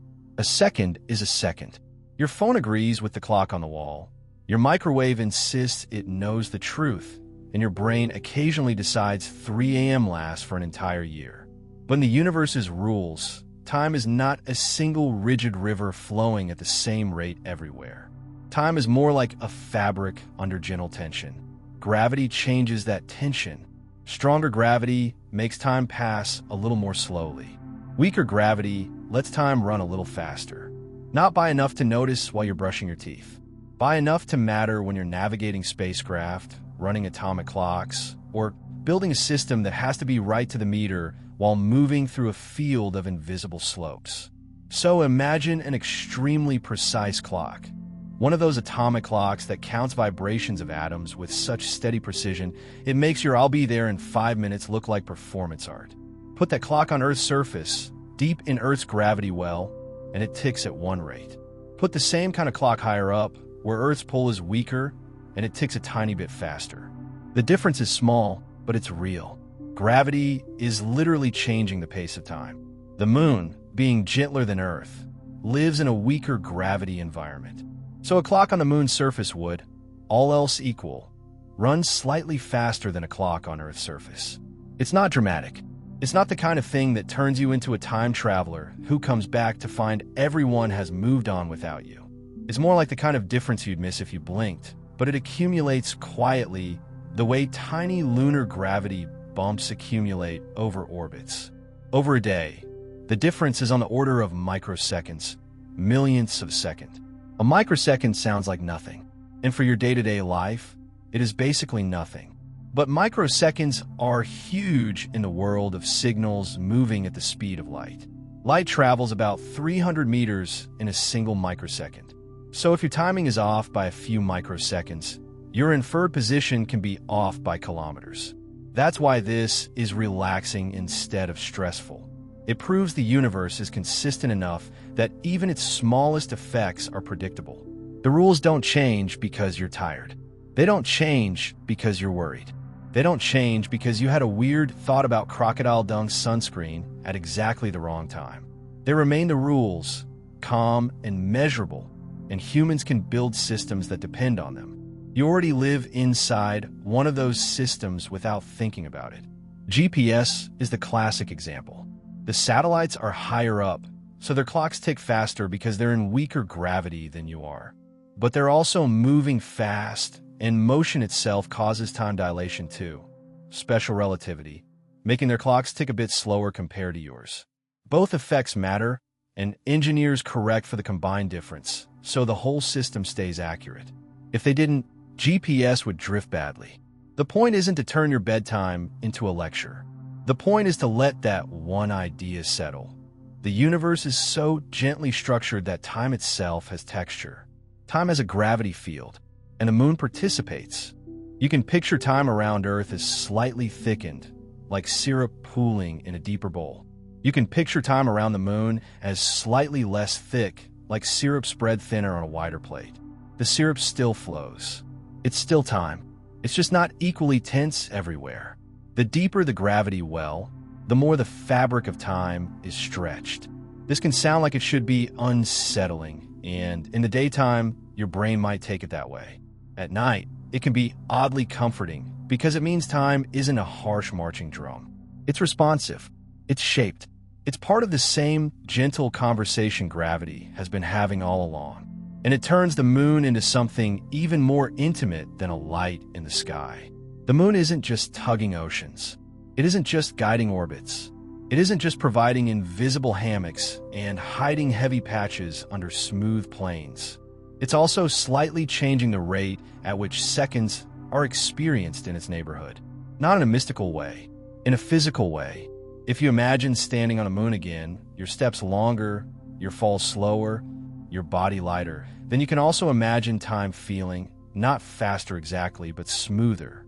Like the clock is a little less burdened. Your heartbeat would still beat, your breath would still rise and fall, but the environment itself is just a touch less compressed by gravity. A tiny easing. On Earth, you're deeper in the gravity well. That's home. That's why things stay put. That's why oceans don't float away. That's why your bed feels grounded. The trade is that time is, in a technical sense, running a hair slower than it would in a weaker field. Again, not enough to matter to your nightly routine. Enough to remind you that slow can be built into the universe. The moon's gravity nudging time is also a quiet promise for the future. If humans build navigation systems around the moon, lunar versions of GPS, they'll have to account for these timing differences too. A lunar satellite system would need clocks, signals, and corrections because the moon is not an empty place in the physics sense.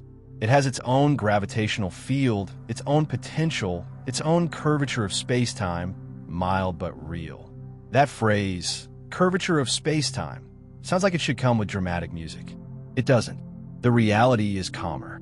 Curvature is just how mass tells the fabric of a universe how to bend, and bending tells motion how to move. It's the same theme you've been living inside all night. curves instead of straight lines, smooth arcs instead of sharp turns. So the moon is a smaller sculptor of space-time than Earth, but it's still a sculptor. It shapes the local tilt of reality, and that tilt influences both paths and time. If you want a gentle picture that ties everything together, imagine the Earth-Moon system as a wide, slow swirl in a dark ocean, and time as the water's flow speed. Around Earth, the water is flowing a tiny bit differently than it is around the moon. The difference is subtle, but it's there. A precise instrument can detect it. A human body cannot, and that's a relief. You don't need to feel the universe's fine print. You can just be inside it. This also gives you a soft, practical way to handle the feeling that time at night becomes strange. When you're tired, minutes stretch. When you're anxious, seconds feel sharp. When you're calm, time becomes gentle and wide. That's your brain's time, the psychological layer. Under it is physical time, the one shaped by gravity. Both can be true. Both can be variable. Neither needs you to control them. You can let your mind loosen around the idea that steady doesn't mean rigid. The moon's gravity makes time tick slightly differently, and yet life on Earth continues just fine. Systems can correct. Patterns remain. The universe allows flexibility without collapse. And if you keep following that thought, it turns into something soothing about you. You don't have to experience time perfectly. You don't have to use time well every second. You don't have to match someone else's pace. Time itself doesn't even match itself everywhere. So you can stop trying to be a perfect metronome tonight. You can be more like a stable orbit, consistent overall, but not obsessed with being identical moment to moment. There's a deeper layer, too, and it's still gentle. The moon is slowly moving away from Earth, which means the gravitational relationship is changing very gradually. As the distance changes, the details of the time effects change too, by tiny amounts over a very long time. The whole system is evolving at a pace that would bore a deadline into surrender. The barycenter shifts, the tides exchange energy, the moon drifts outward, and the space-time geometry adjusts along with it. That is the opposite of urgency. Urgency is what keeps people awake. Urgency is what makes your brain lean forward, searching, scanning, try and solve. The moon's lesson here is the cosmic scale of patience. Even when time itself is being nudged by gravity, it's nudged smoothly, predictably, and without drama. So you can let your thoughts slow down not by fighting them, but by giving them a bigger clock to listen to. When you imagine the tides, you borrowed a rhythm that takes hours. When you imagined orbit, you borrowed a rhythm that takes weeks. Now, with relativity, you can borrow a rhythm that doesn't even announce itself. Microseconds per day, so subtle it can't possibly demand your attention. It's the perfect speed for sleep because it invites you to stop measuring and start resting. Your body can take advantage of that invitation. The jaw can stay unhooked. The shoulders can stay dropped. The breath can keep its quiet cycle without you supervising it. The hands can remain open or gently curled, not gripping anything. Your eyes can remain still behind the lids. And your mind can do something rare. It can trust the universe's timing, not in a mystical way. In the simplest way, gravity is stable. The moon is stable. The laws are steady. The microsecond differences are consistent enough that people can build navigation systems around them. That kind of reliability is like a soft hand on the back of your neck, guiding you towards stillness without pushing. If a stray thought tries to pop up and demand attention, something ridiculous, something random, something like that ancient sunscreen ingredient your brain refuses to let go of, you could treat it as a microsecond thought. Tiny, real, not important. It can pass without changing your trajectory because you're already on the right arc. You're already coasting. And even if time is technically running at a slightly different pace in different gravitational neighborhoods, the destination tonight doesn't require precision. It requires only surrender to a rhythm your body knows. Gravity holds you. The bed holds you. The moon keeps its quiet pull overhead. Somewhere between Earth's deep bowl and the moon's gentler one, time continues to flow, soft, structured, and wide enough to let you disappear into it.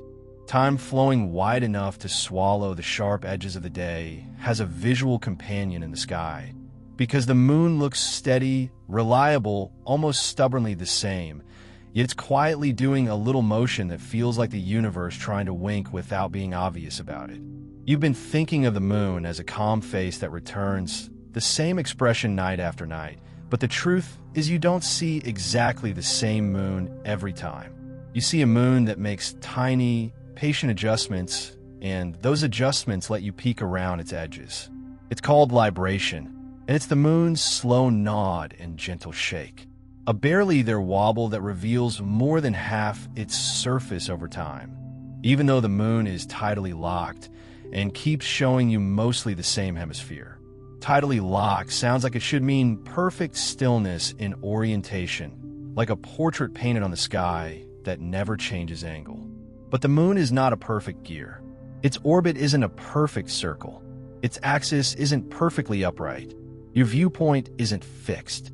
So the same face you see is more like the same face someone shows you during a long conversation where they occasionally tilt their head, lean slightly closer, or turn just enough for you to notice a different highlight in their eye.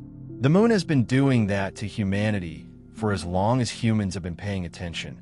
And what's soothing is how unhurried it is. This wobble doesn't snap. It doesn't jitter. It's a slow, graceful movement measured in degrees, spread out across days. If you watch the moon carefully with a telescope night after night, you'd notice the edge features, certain craters near the limb, certain mountain rims, appear a bit more, then recede, as if the moon is politely showing you a little extra without committing to the full reveal. And that partial reveal is the magic. Over the course of time, libration lets you see about 59% of the moon's surface from Earth. Not at once, not in a single night, but in a gentle accumulation of angles.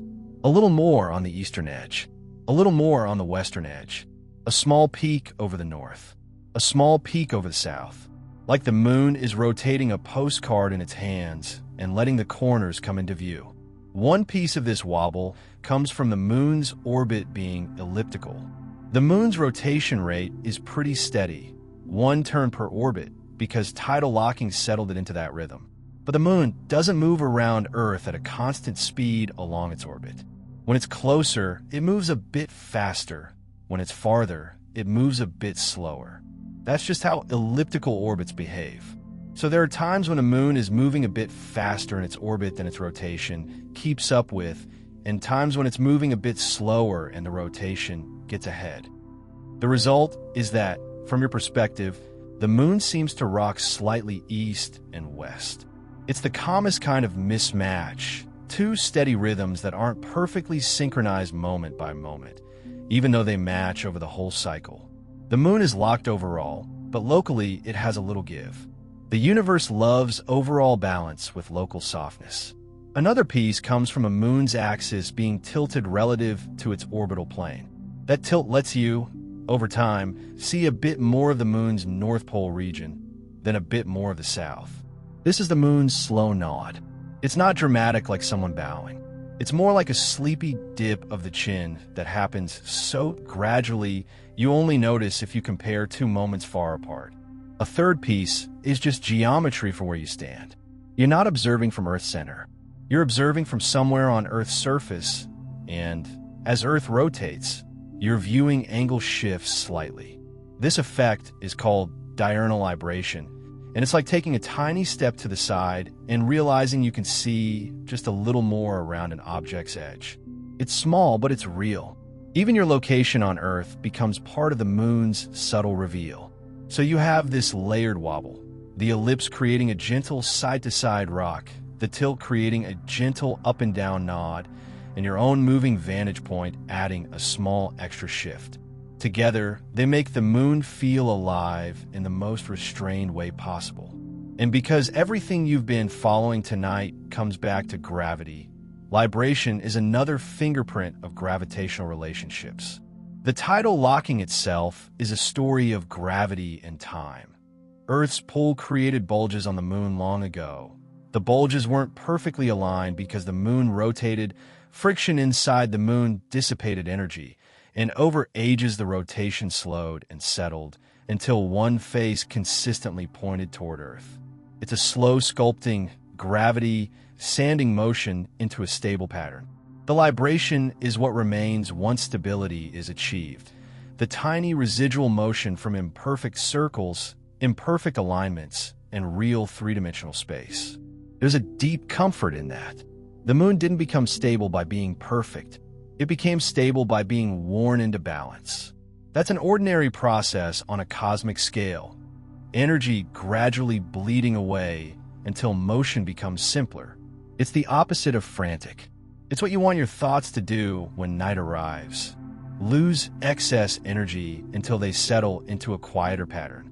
If you imagine the moon as a face again, libration makes it a face with micro-expressions. The edges of the face shift. The cheek turns slightly. The forehead angle changes. Nothing dramatic, just enough to keep your attention gently engaged because your brain loves to notice changes. Tiny changes are perfect for sleep. Interesting enough to hold you, not intense enough to wake you. Libration also makes the moon feel less like a flat disk and more like a world with depth. When the edge tilts, shadows near the limb change. The line between light and dark, the terminator, crawls across craters and mountains, making relief obvious. The moon's lack of atmosphere means the shadows are crisp, and libration changes the angle of view so that certain features appear more foreshortened or less, like watching a sculpture rotate slightly under a lamp. That crispness is part of the moon's charm. Earth is soft-edged from afar because air blurs.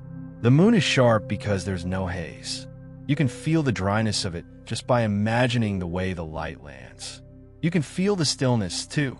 No clouds, no drifting weather systems, no wind moving dust in soft swirls. The only motion on the visible face is the slow turn of sunlight and the slow wobble of the whole moon in your viewpoint. It's almost comically restrained. Humans put on elaborate performances. The moon's performance is a 2-degree head tilt every so often. That's the kind of personality that makes a great sleep companion. And there's something quietly mysterious about what libration implies. If you can see 59% over time, that means there's a remaining 41% that never comes into view from Earth, no matter how long you watch. The far side stays hidden, not because the moon is hiding it on purpose, but because the geometry locks it away from your line of sight. That unseen hemisphere used to be pure mystery to every human who had ever lived. An entire world's worth of craters and plains and ridges, always turn away, always out of sight. Mystery at that scale is soothing because it doesn't demand resolution tonight. The far side exists whether you think about it or not. You can let it remain unknown in your imagination, a quiet reminder that not everything needs to be fully seen to be real. And the moon's far side isn't the dark side in the sense of being permanently unlit, even though people love that phrase. It gets sunlight just like the near side does. It's far because it faces away from Earth, not because it's stuck in night. That distinction is calming because it's a gentle correction. The universe often looks mystical until you learn the clean, simple reason behind it. Then it becomes even more beautiful because it makes sense. The far side also has a different look, fewer of those big, dark lava plains you see on the near side. That's part of why the moon's face looks like a face at all, the contrast between bright highlands and dark Maria.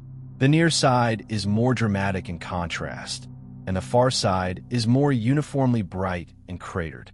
There are reasons for that tied to crust thickness and early heating and impact history, and you don't need to chase every detail right now.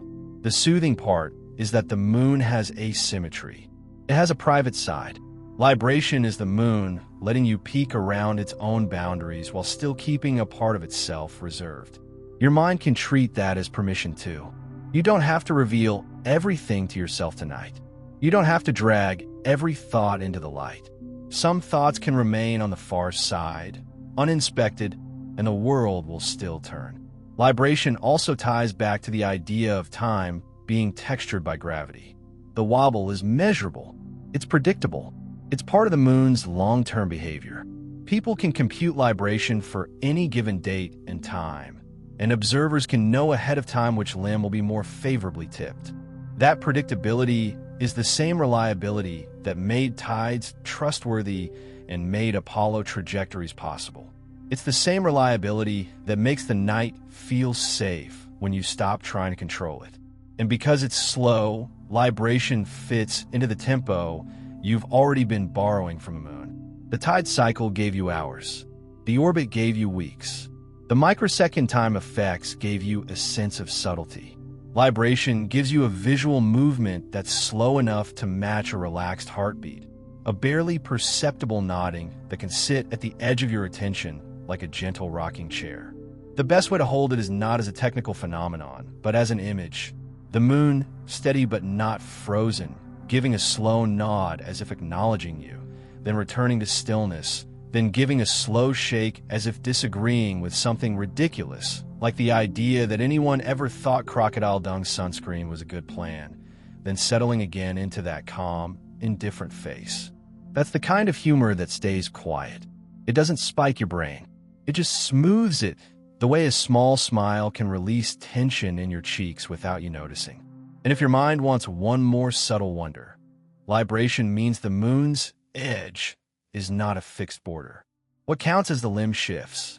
Features that are usually hidden behind the curvature become visible. Then they hide again. It's like the moon's surface is breathing into view. Not the ocean breathing this time, but a rocky world's perimeter gently revealing itself. That perimeter has its own quiet beauty. Near the limb, craters look squashed by perspective. Mountain ranges appear as thin ridges, and shadow lengths change with the angle. The moon becomes not just a circle, but a sphere you can almost feel with your eyes. Libration is a reminder that the moon is not a symbol. It's an object, a place, a real body in space with 3 dimensions and a complicated past. And that complicated past doesn't have to be loud. It can be held like a cool stone in the palm of your imagination. Cratered, ancient, solid, and steady. So the moon continues its endless fall, Earth continues its subtle wobble. The invisible hammocks hold their quiet balance points. The mascons rest under dark plains, and time itself bends slightly in these fields. Over all of it, the moon's face makes its slow nods and gentle shakes, letting you see just a little more than you should be able to, then taking it back, never rushing, never teasing, simply moving the way stable systems move, small, predictable motions layered into a grand, silent pattern.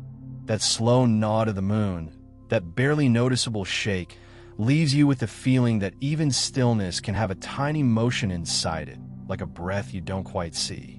And once you've accepted that the moon can reveal more of itself over time without ever hurrying, it makes sense to slide your attention down from the edge of the moon's face to the surface itself, to the part that looks like it's been sitting quietly for ages, because it has. The moon's surface is a place where time doesn't erase things the way it does on Earth. On Earth, the world is constantly rubbing itself smooth. Wind scrapes, rain dissolves, rivers carry pieces away, plant cracks don't open with roots. Weather rearranges everything like a busy roommate who never stops organizing. Even your footprints on a beach have a short life. A wave arrives and politely deletes you. The moon doesn't do that. The moon has almost no atmosphere, no flowing water, no rustling weather. No breeze comes along to soften a sharp edge. No rain comes to melt a line. No seasons bring growth and decay that churn the ground. The surface just sits there, exposed to sunlight, shadow, and space. And that makes the moon a museum of touch. If you picture yourself back on the lunar ground again, the first thing you notice isn't just the lighter weight. It's the texture under your boots. Lunar soil isn't soil in the Earth sense. There's no life in it.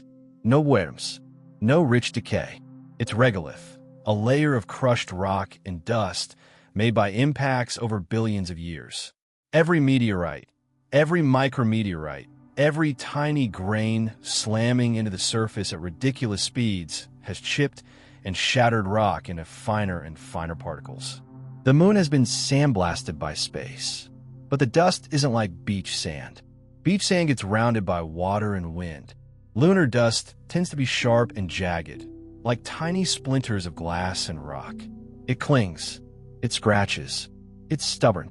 It's the kind of dust that would absolutely ruin your carpets, and the moon, being the moon, would offer no apology. This is one of those places where the universe's calmness has a little edge to it. The moon is gentle with gravity, but it's not gentle with dust.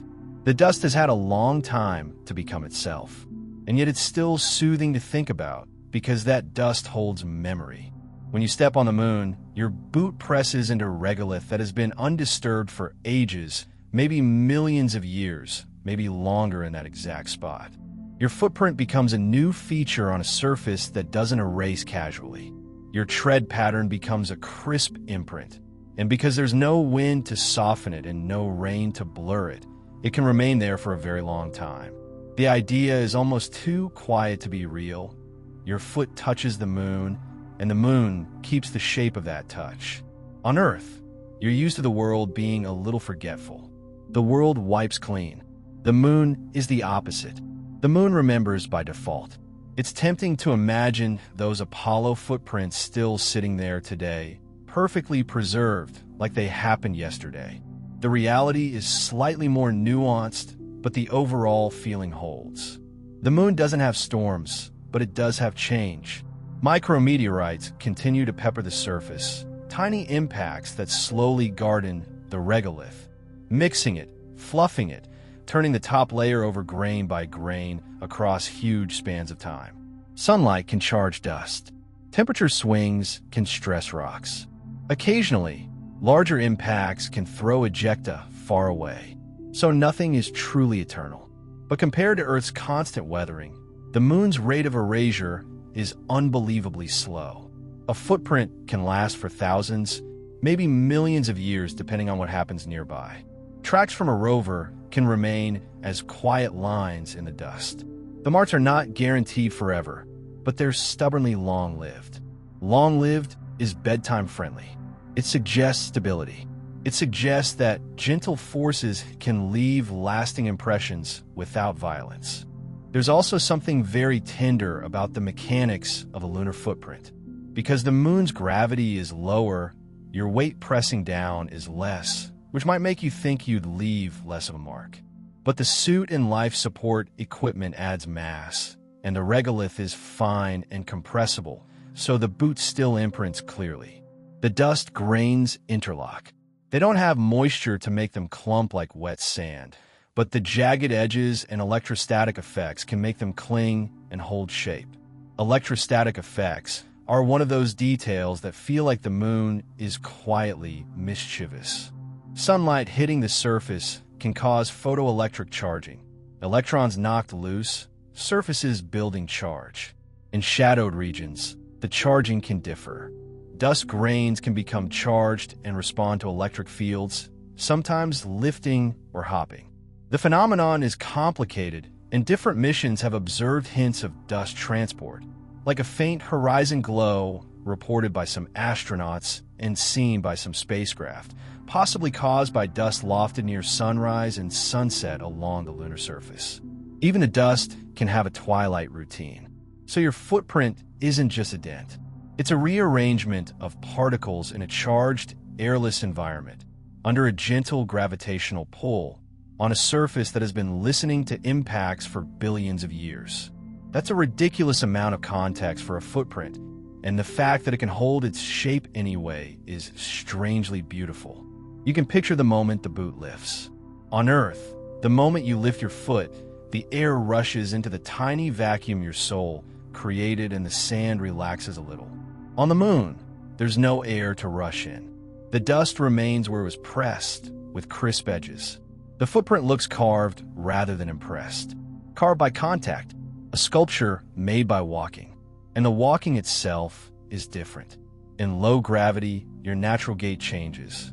The Apollo astronauts used a kind of hopping, loping stride because it matched the physics and the suit constraints. Their center of mass moved in a slow arc. They bounced slightly, not because they were trying to be cute, but because it was efficient. Every step was a small, controlled fall. Those falls produced tracks, and those tracks became history written in dust. There's something soothing about history written in dust because it suggests that the universe isn't always loud when it records. Sometimes it keeps a record in a soft layer of gray powder. Sometimes the grand story is told by tiny grains settling into new positions. If you zoom in further, you can imagine the dust grains themselves, sharp fragments of minerals, bits of glass formed by impacts melting rock and splashing it into droplets that cooled quickly. Some grains may contain tiny beads of glass. Some may have been exposed to solar wind, embedding particles into the surface. The regolith is not just dead dirt. It's an archive of radiation, impacts, and time. A layer that has been collecting the universe's fingerprints. So when a boot presses into it, it's like adding one more page to a book that was already impossibly thick. That book contains other marks too, not just footprints. The descent engines of lunar landers disturb the dust when they arrive, blowing regolith outward in low arcs. Without air, the dust doesn't billow like smoke, it sprays. It forms long streaks. It can scour surfaces, sandblasting nearby rocks and equipment. There's a quiet intensity to that. Even in a vacuum, a jet of gas can move dust with purpose. But after the engine shuts off, the scene becomes silent again. No wind continues the motion. No drifting cloud hangs in the air. The dust settles and stays where it landed. The disturbance becomes a pattern frozen in place, like ripples in sand that will not be smoothed by an evening breeze. The moon is full of frozen ripples. This is where your mind can rest, because it's the opposite of the daily feeling that everything is slipping away too fast. On Earth, moments feel temporary. On the moon, a moment can imprint itself and linger. And that doesn't have to make you melancholy. It can make you calm, because it suggests the universe has a place for lasting traces, even if your life feels busy and fleeting.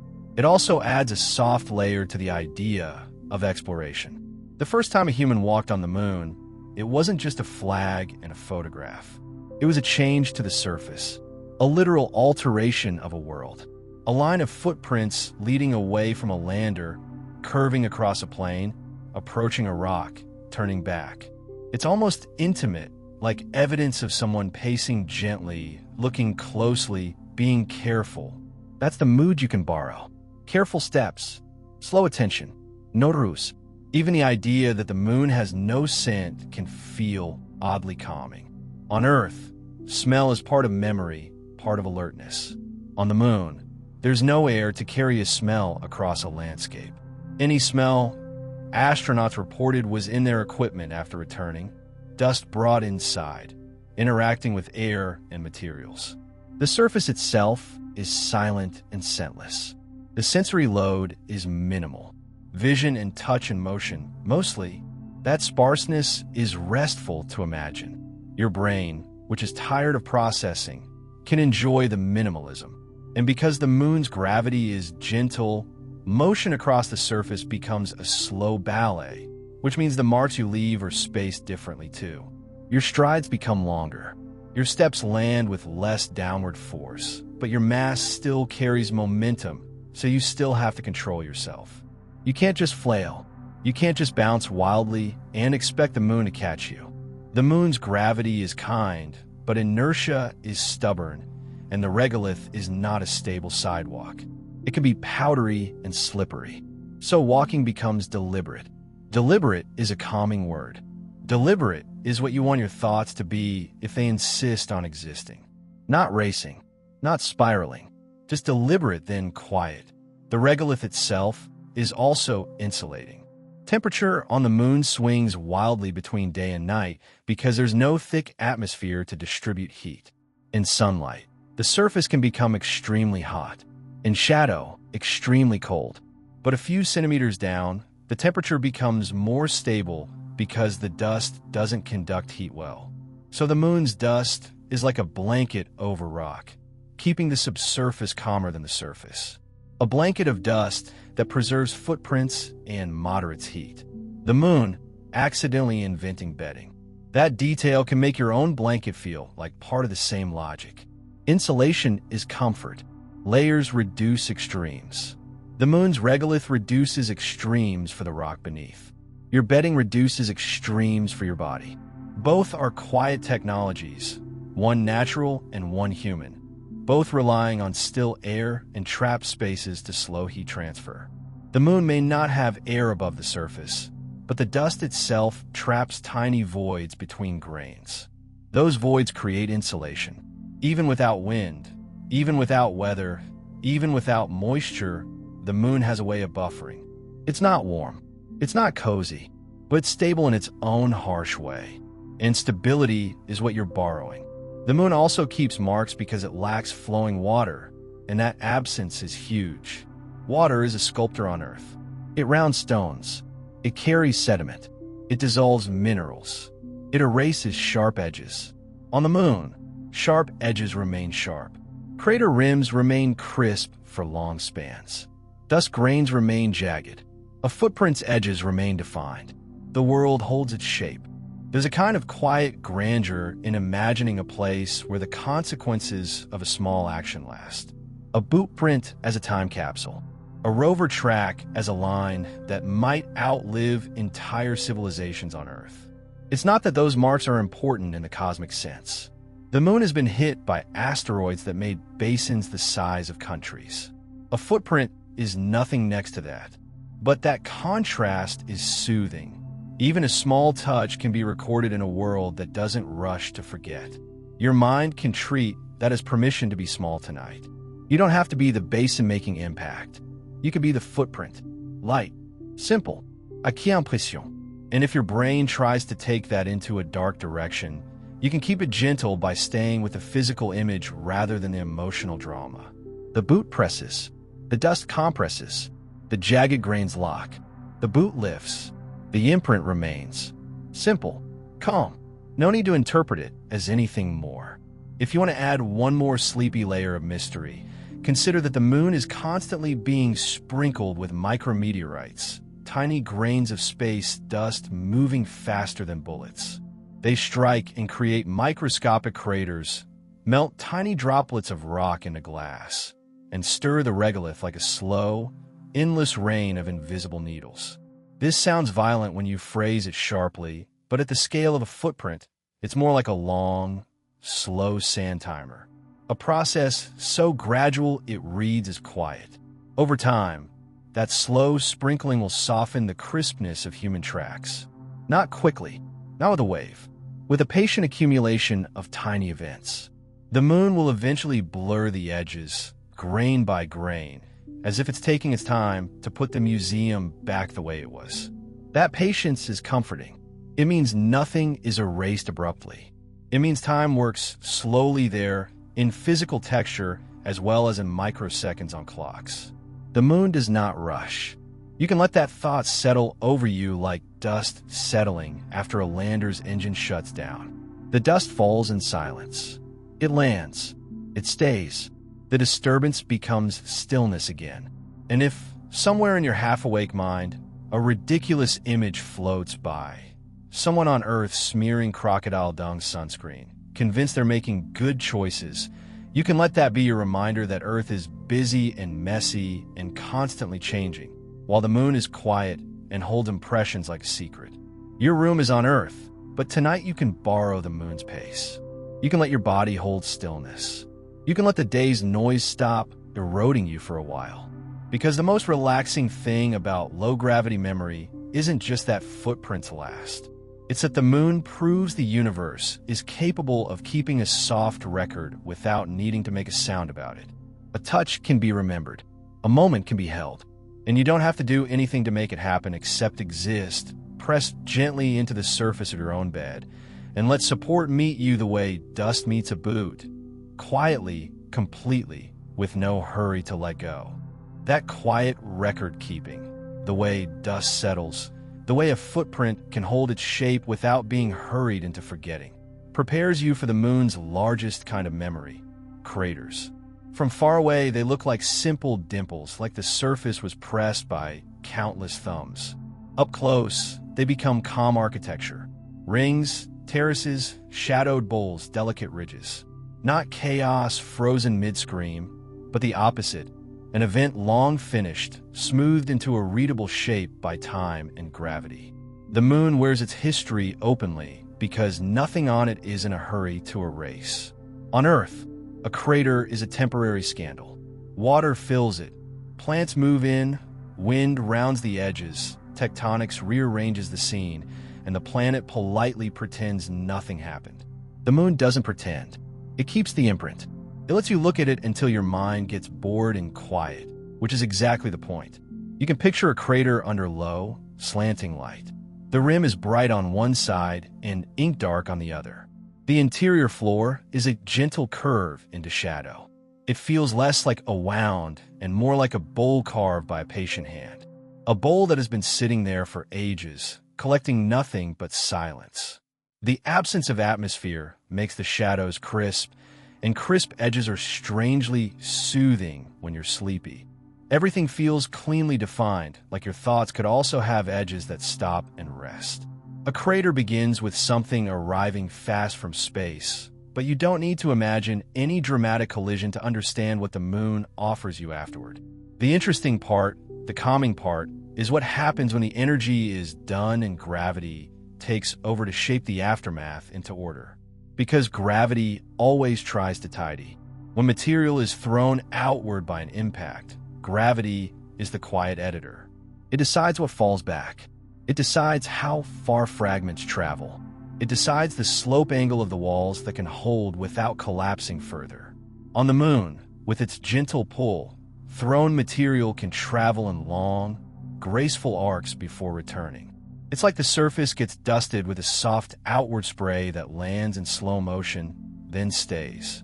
That's why lunar craters have those wide blankets of ejecta around them, material flung out and laid down again like a pale shawl. On Earth, air would interfere, water would move things, weather would smear the pattern. On the moon, the pattern can remain crisp for a very long time, especially for younger craters. You can still see bright rays, long streaks of lighter material, radiating outward from some craters like the moon briefly tried abstract art and then never changed it again. Those rays are not paint. They're fresh material, brighter because it hasn't been darkened as much by space weathering. Over time, sunlight, micrometeorite impacts, and the solar wind slowly change the surface, darkening and smoothing the optical properties. So rays fade with age. The moon's timeline is written in brightness as well as shape. If you let that idea settle, you can see how the moon teaches you to read without strain. A bright, ray-filled crater is younger. A softened, muted crater is older. A crater that's been overlapped by other craters has had a long time for new events to stack on top of it, like pages placed over pages. A crater half buried by a lava plain is older than the plain. The moon's surface is a calm detective story where the clues don't run away. Even the sizes tell a story. Some craters are small and simple, clean bowls with sharp rims. Larger ones develop complexity. Terraced walls, central peaks, sometimes a flat floor. That complexity isn't because the moon became fancy. It's because gravity and rock strength respond differently when the excavation is large enough. A central peak, for example, can form when the ground rebounds after being compressed, like a slow-motion splash in stone. In water, you drop something and the surface depresses then rebounds, sometimes making a central spike. In rock, the timescale is different, the material is different, but the physics of rebound still appears. The result is a mountain in the middle of a crater, standing there in silence, often catching sunlight like a small beacon. It's a reminder that even rigid material can behave like a fluid when enough energy is involved. Then gravity steps in and everything settles. Terraces on the crater walls are another kind of settling. After the initial excavation, the steep walls can slump in sections, creating step-like ledges. Gravity is again the quiet organizer, pulling loose material downward until it finds a slope it can maintain. It's the moon's version of a deep breath after an interruption. The surface rearranges itself into stability. And the moon's gravity makes these features look subtly different than they would on Earth. Because gravity is weaker, the same impact energy can excavate a relatively larger crater than it might on a stronger gravity world, and the ejecta can travel farther. The arcs are longer. The blankets spread wider. The shape feels more spacious. The moon's gentle pull lets the architecture breathe. There's a calm in that spaciousness. The moon doesn't compress events into tight, sharp gestures. It stretches them out into wide patterns. It turns motion into a longer curve. You've already felt that in the idea of 1/6 gravity and long jumps. Crater ejecta is like the moon doing the same thing with rock, letting it fly farther, fall slower, land more gently, then remain. At night, the shadows inside craters deepen, and you can imagine them as pools of stillness. Some craters near the poles even contain permanent shadow, places where the sun never reaches because the moon's tilt is small and the crater walls block the light. These shadowed pockets can be extremely cold, quiet cold, the kind of cold that feels more like an absence of motion than a temperature. Those places matter to future exploration because they can trap volatiles like water ice. But even without chasing that practical angle, the image is soothing. A crater as a bowl of darkness that has been kept undisturbed for ages. Darkness that isn't threatening. Darkness that is simply unlit. And because the moon lacks weather, the crispness of crater rims can last. You can imagine running your eyes along the rim of a crater the way you'd trace a circle with a fingertip. The rim is a raised edge where material piled up. Inside, the walls slope down. At the bottom, the floor can be smooth or broken, sometimes with smaller craters peppering it like freckles. The whole structure is calm geometry. Geometry is soothing because it's predictable. A circle is a circle. A bowl is a bowl. Your mind can rest in shapes that don't demand interpretation. Of course, the moon circles are rarely perfect. Over time, new impacts overlap old ones. A fresh crater might slice into the rim of an older one. Smaller craters pepper larger floors. A basin might be so huge it reshapes an entire region. The moon becomes layered with circles like ripples on a pond that never fully smooths out. The difference is that on a pond, ripples are made of water and vanish quickly. On the moon, ripples are made of rock and last. That permanence doesn't have to feel heavy. It can feel like a library that stays open. You can browse slowly. There's a special kind of quiet in recognizing that the moon's most dramatic-looking features are also its most peaceful to look at because the drama is long over.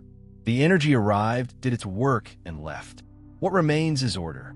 A crater is the shape left behind when a universe finishes moving and settles into stillness.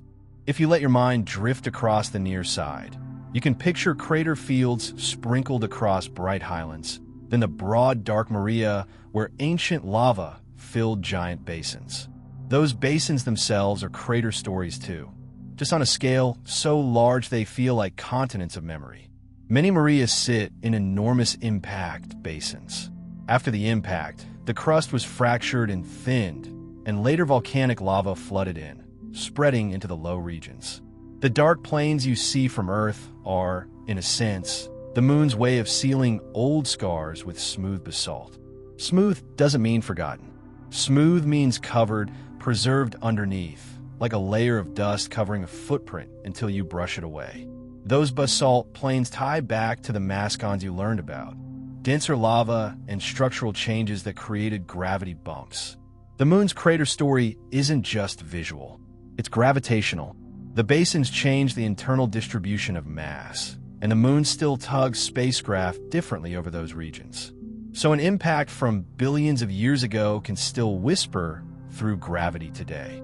That's an almost ridiculous level of persistence, and it's calming precisely because it's so steady. The past isn't chasing you. It's simply present as structure. Your brain may find it comforting to think about crater counting, too. The way scientists estimate surface ages by counting how many craters exist in a given area. More craters generally means an older surface because it's been exposed longer to impacts. Fewer craters means younger because something resurfaced it, lava flows, ejecta blankets, or other processes. It's another example of reading time from shape. Time from shape, memory from texture, calm from evidence. And there's something almost sleep-inducing about imagining a scientist's patience here. Staring at images, counting circles, comparing densities, building a timeline that stretches beyond comprehension, all from the quiet language of craters. It's meticulous. It's slow. It's the opposite of urgency. A crater also tells you something about motion. Because the moon has no thick atmosphere, incoming objects don't burn up the way many do on Earth. Small meteoroids can reach the surface and make small craters. The moon's surface becomes a record of impacts across a wide range of sizes. Earth's atmosphere acts like a shield and a filter. The moon's lack of atmosphere makes it a more complete archive. Complete archives can be overwhelming, but this one is oddly gentle because it's static. The moon's archive isn't screaming for attention. It's just there, waiting, the way your bed is waiting for you to sink deeper into it.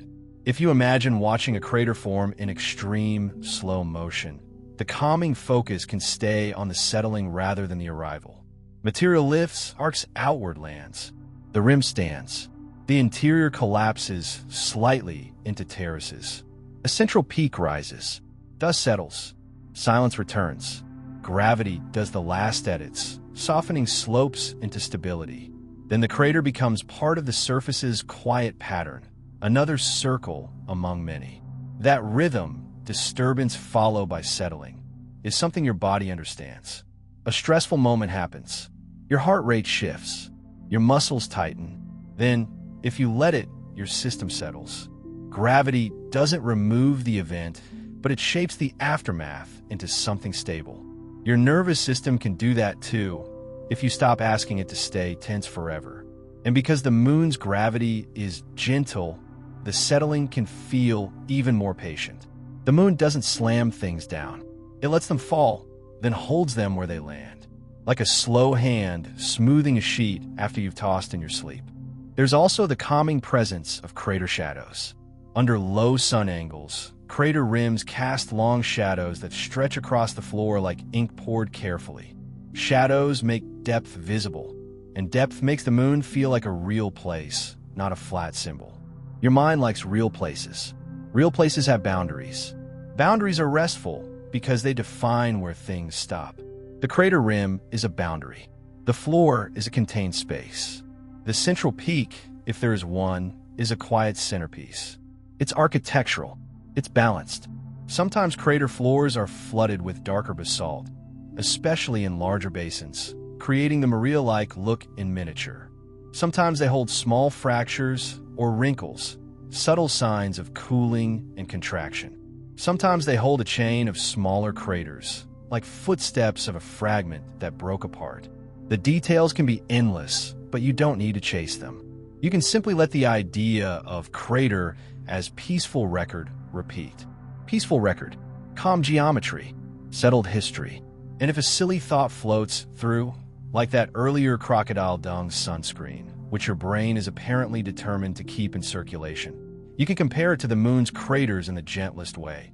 Humans have always tried to manage the sun with questionable strategies, while the moon has been quietly collecting solar wind and impact dust and time signatures in its surface for billions of years. Your species improvises. The moon archives. Both are real. One is calmer. The moon's cratered face can become a kind of visual white noise for your mind. Circles within circles. Soft ridges. Long shadows. The sense that everything important already happened and what remains is stable. Stable enough to hold a footprint. Stable enough to hold a crater. Stable enough to hold you. And this is where the grandeur grows without shouting. The moon's craters are not random blemishes. They are the visible consequence of gravity operating across time, shaping ejecta arcs, controlling collapse, defining slopes, holding patterns. Gravity makes the moon readable. Gravity makes the moon's memory physical. Gravity makes the night sky not just beautiful, but structured. You can let that structure replace whatever structure your mind was trying to build out of worry. The moon already has structure. You don't need to build anything tonight. So your attention can drift over crater rims the way it drifted over invisible Lagrange hammocks. over mask-on bumps, over the wide arcs of Apollo trajectories. All of it is curves. All of it is gentle forces making stable shapes. The moon's gravity is the quiet author, and craters are some of its oldest paragraphs, still legible, still calm, still waiting for you to read them until your eyelids feel heavier and your thoughts feel less urgent, and the world feels like it has always been doing this slow, patient settling.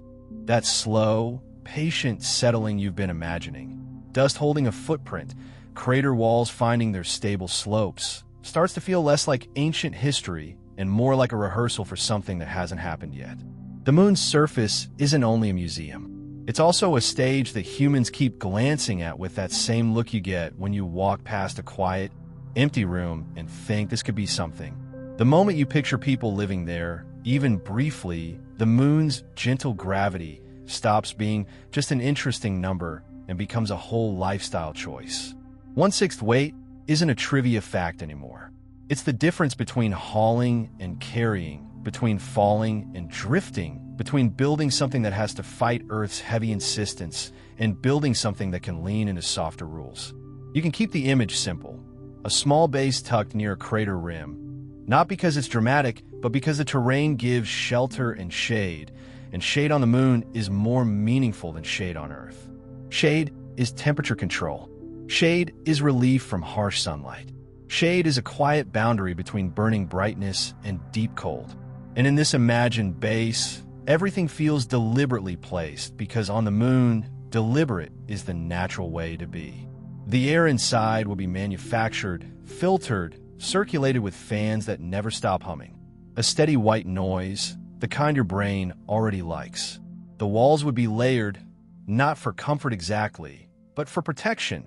Radiation shielding, micrometeoroid shielding, insulation against temperature swings. The moon doesn't have weather, but it has space itself, and space is not cuddly. So a lunar home would be engineered like a calm bubble in a vast dry ocean. The soothing part is how much of that engineering is about using the moon's gravity rather than fighting it.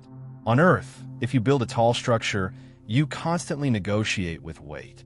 Steel compresses. Concrete bears loads. Everything wants to sag. On the moon, weight is lighter, so the same materials could do different things. You can build longer spans with less support. You can move heavy components with smaller cranes. You can lift and align parts with less brute strength. It's the same body feeling you had earlier, shoulders dropping because the load is reduced, but applied to architecture. The moon makes structures feel less burdened. At the same time, inertia doesn't go away. A big object still resists changes in motion. That's a nice reality check that keeps the imagination grounded and oddly comforting. It prevents the whole scene from becoming cartoonish. In 1/6 gravity, you can lift more easily, but if you shove a massive container too hard, it still moves with the stubbornness of mass. It doesn't magically become light in every sense. It becomes light in weight, not light in consequence. So a lunar base would be full of slow movements and careful planning. Not because people would be scared all the time, but because the environment rewards calm. You don't rush when every push carries you farther. You don't sprint when stopping takes longer. You don't slam a door when a door can bounce you backward like you're in a slow-motion comedy. Gravity gives you more hang time, and hang time makes you think before you act. That pace is already starting to match your breathing. Imagine walking outside in a suit, the surface beneath your boots still that powdery regolith, still the fine gray archive. Your steps are longer. Your body feels buoyant, but you're not floating. You're always in contact with the ground more gently than you're used to. Each step is a small fall that takes its time. And because the suit is bulky, you move with a kind of steady patience like a diver underwater, except there's no water, only vacuum and silence. Silence is the loudest thing on the moon. Your suit would have sounds inside it. Fan noise, your own breath, your heartbeat. So you'd never be in perfect silence, but the world outside would be quiet in a way that makes your thoughts feel too big if you don't soften them. It's the kind of place where you'd want your mind to be simple on purpose. You want your mind to speak less. So people living on the moon would learn a kind of mental minimalism. Fewer sudden movements, fewer impulsive decisions, fewer unnecessary words. Not because they're pretending to be wise, but because the moon makes drama look silly. You can't argue loudly with a world that doesn't have air to carry your voice. The moon, by design, refuses to amplify you. That alone is restful to imagine. And then there's the hopping.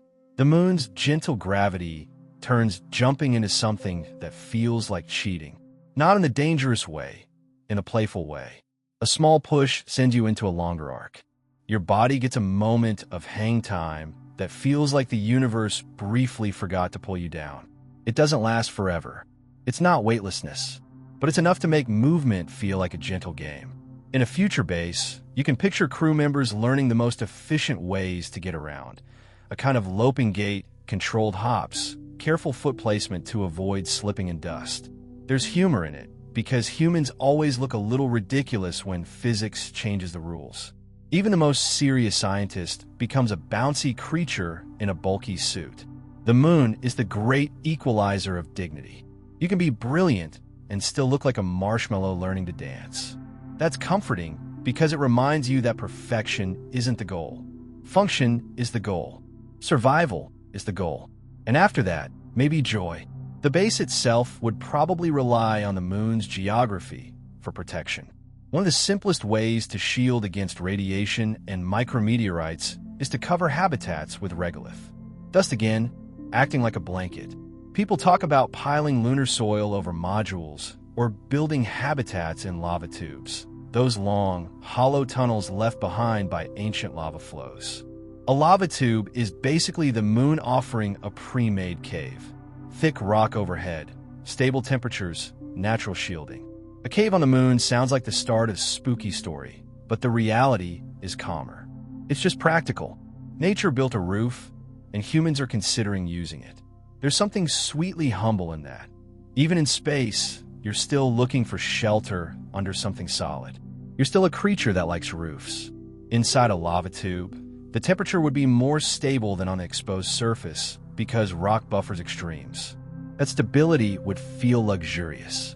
It would feel like stepping into a quiet hallway away from the bright glare. Stable temperature, stable darkness, stable walls.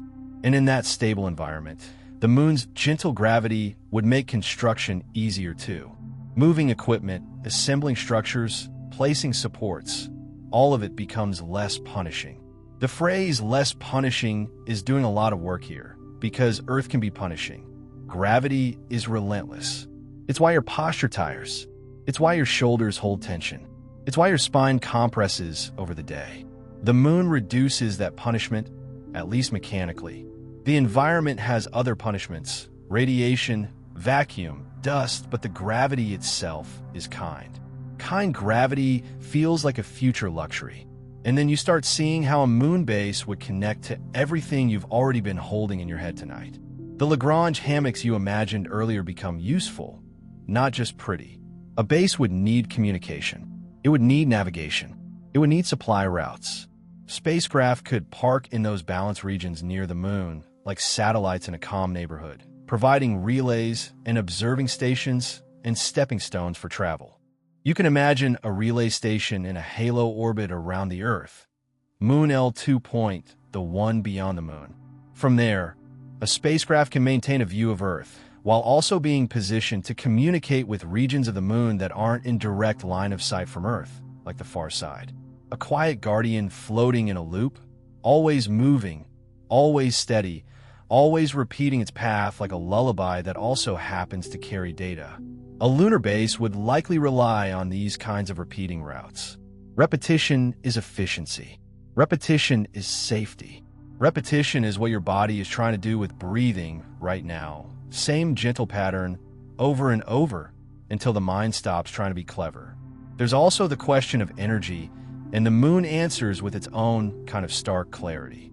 No atmosphere means sunlight is intense and unfiltered. Solar panels can be very effective in daylight. The challenge is the long lunar night, roughly 2 weeks of darkness at many locations. That means a base has to store energy or choose a site where sunlight is more consistent, like certain high points near the poles that get near continuous illumination. Those places are sometimes called peaks of eternal light, which sounds like a fantasy title, but it's really just geometry and tilt. Geometry again, saving the day. And the poles matter for another reason. Permanently shadowed craters may hold water ice. Water isn't just drinking water. It's oxygen. It's hydrogen. It's fuel potential. It's shielding. It's the difference between a base that depends entirely on shipments from Earth and a base that can make some of what it needs on site. When you imagine people working with lunar ice, the scene becomes quietly meticulous. Slow excavation, careful handling in extreme cold, processing in sealed systems. No rusing, no miss. Everything planned. The moon would force a kind of careful ritual into daily life, and rituals can be soothing when they're functional. Your mind can drift through that future daily routine without turning it into a checklist. A person wakes in a small habitat. The air hums. The lighting mimics a day-night cycle because human bodies like rhythm. Breakfast is practical. Work begins. Sometimes it's inside, monitoring systems. Sometimes it's outside, slow steps over regolith, tools clipped to suits, movements measured. Communication delays are small compared to Mars. So Earth still feels nearby in a certain sense, yet distant enough that the crew has to be self-reliant. Self-reliant doesn't mean stressed. It means prepared. Preparedness is calming because it replaces panic with structure. And the moon's gravity supports structure. Low gravity makes moving heavy things easier. It makes construction less load-bearing. It makes some tasks feel lighter in the literal sense. It also introduces new quirks, dust clinging, long falls, tricky momentum. But quirks can be managed. Quirks can become normal. Humans are good at normalizing, for better or worse. We normalize noise. We normalize stress. We normalize scrolling. In a moon base, you'd normalize silence and slow arcs. You'd normalize being careful with motion. You'd normalize the idea that a day's work is not measured by how frantic it felt, but by how steadily systems kept running. That's a very different kind of productivity, the kind that doesn't keep you awake. The moon's gentle gravity would also change exercise. On Earth, your bones and muscles stay strong partly because they constantly fight gravity. In low gravity, bodies weaken over time unless you provide resistance. So a base would have exercise equipment, machines that simulate load, elastic resistance, maybe centrifuges in some future designs. The irony is delicious. You go to the moon for lightness, then you build heavy-feeling exercise just to keep your body healthy. Humans, always adding tasks. Still, even that can be calming because it's honest. You can enjoy softness while respecting biology. You can accept that some things need load to stay strong. It's a balance. The moon teaches balance everywhere, between pull and motion, between stability and wobble, between quiet and necessity. And then there's the emotional side that stays grounded in physics, looking up and seeing Earth. From the moon, Earth would hang in the sky, slowly changing phase the way the moon does from Earth, but brighter and larger. It would be a constant reminder that home is a visible object, not an abstract idea. That visibility could feel comforting. Even if you're far, you can literally see where you came from. That image is grandeur without needing drama. A blue-white sphere in blackness. A base on gray dust. A thin layer of engineered air keeping humans alive. The moon's gravity holding everything gently, letting structures stand, letting people move in slow arcs, letting dust keep their marks. And because the moon's gravity is gentle, the base itself could feel like it's perched rather than planted. On Earth, everything feels pressed down. On the moon, everything feels slightly lifted, even when it's firmly anchored. It's a psychological effect as much as a mechanical one. When you don't feel as heavy, your mind can feel less heavy too. That's the lesson you can borrow for your bed. You can be held without being crushed. If your mind tries to jump ahead to the biggest grandeur, farther voyages, grand plans, you can keep it right here with the simple beauty of a small human home under a sky that never has weather. A few lights inside, a soft fan hum, slow footsteps, a long line of tracks outside that will last.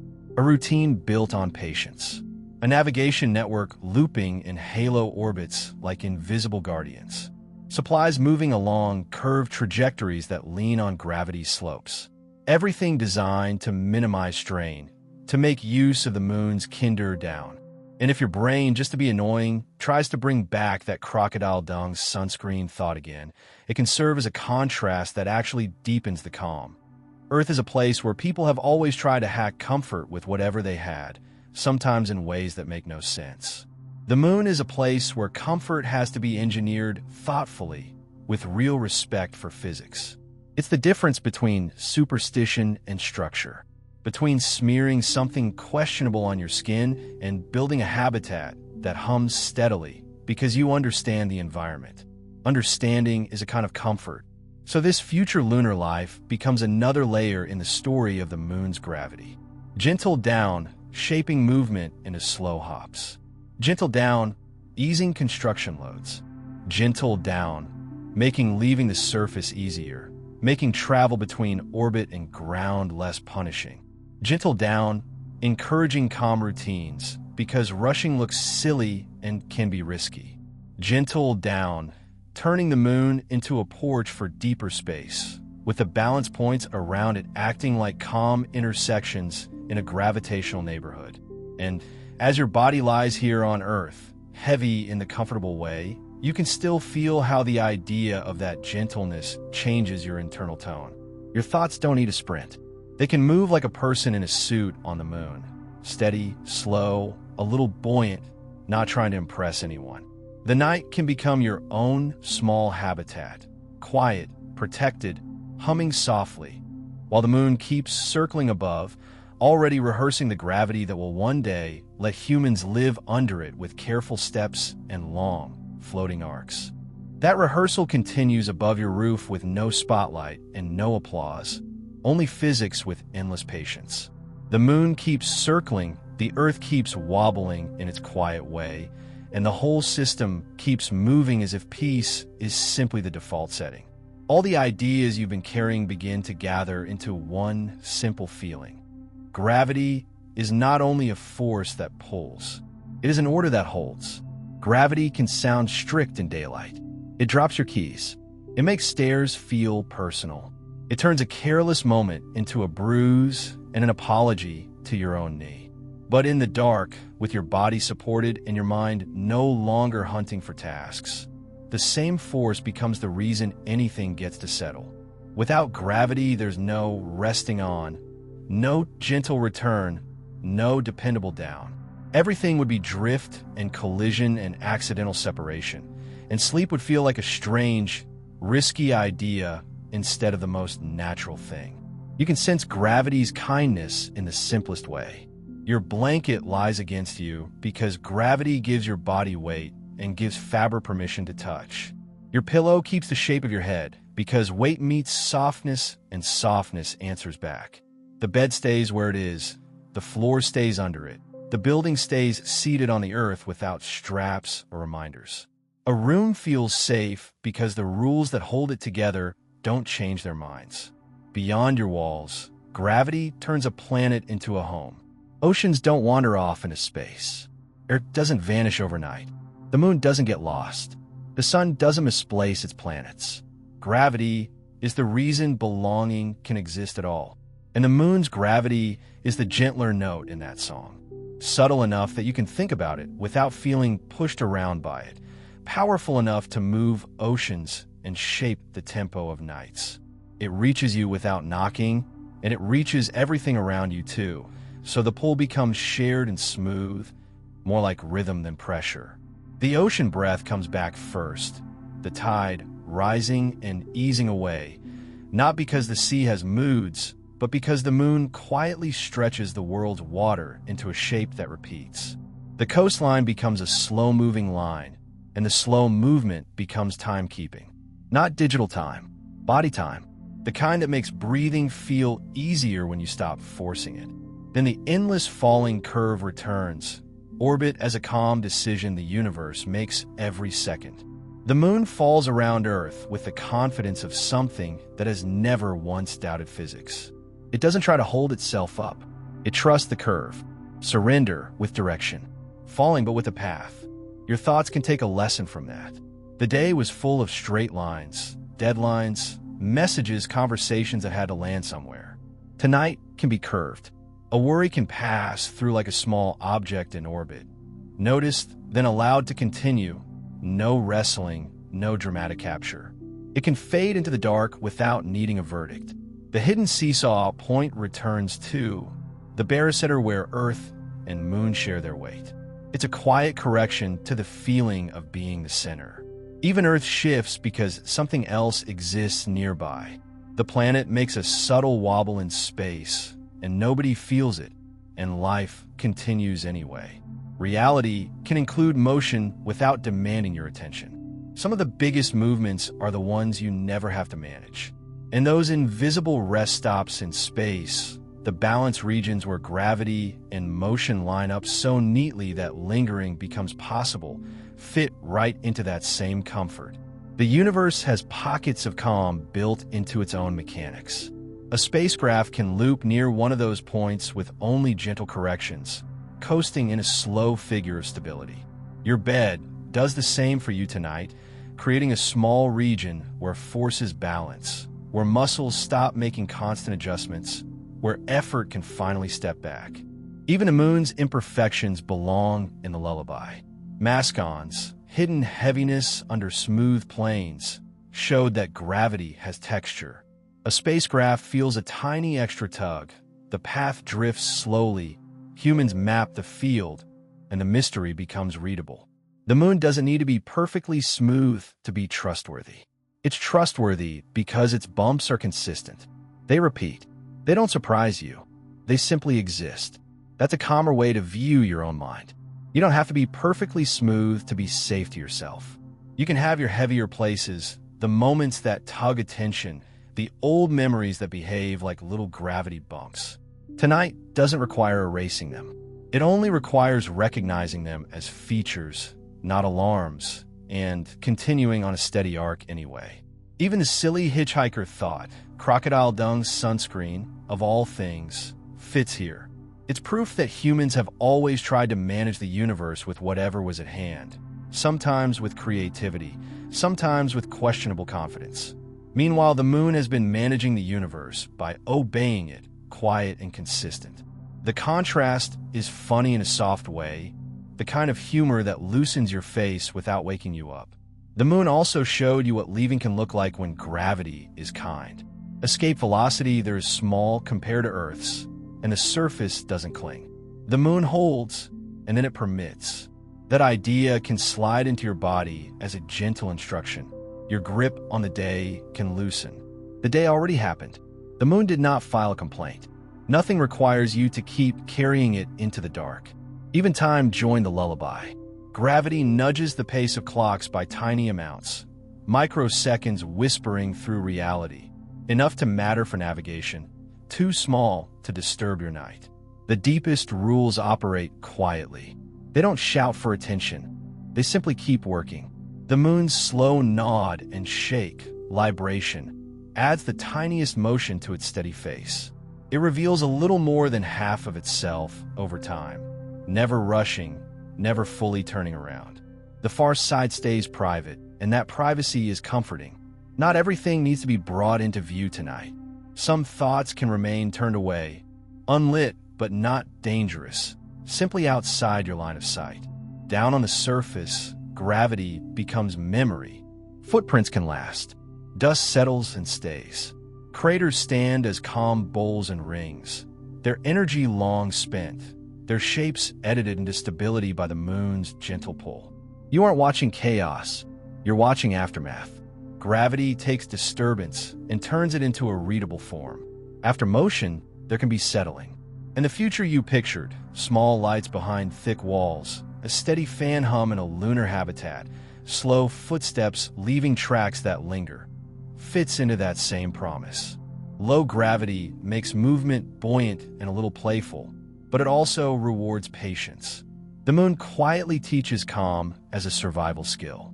It turns care into the natural pace. All of these threads gather into the simplest final image. Gravity as a lullaby made of repetition. A pull that holds oceans in rhythm. A pull that keeps the moon in its endless falling curve. A pull that creates balance points where motion can rest. A pull that shapes dust into footprints and rock into craters and time into tiny, dependable differences. It doesn't have to feel like a weight. It can feel like being held. Your attention can widen for a moment and notice the nesting. The room holds you. The building holds the room. The earth holds the building. The moon holds the oceans in their slow stretch. The sun holds earth and moon in a larger arc. Everything fits inside something larger, and every layer is kept in place by a force that doesn't get tired. Your body is part of that nesting too. Your weight is not a burden tonight. It is a signal that you are supported. The mattress answers it. The pillow answers it.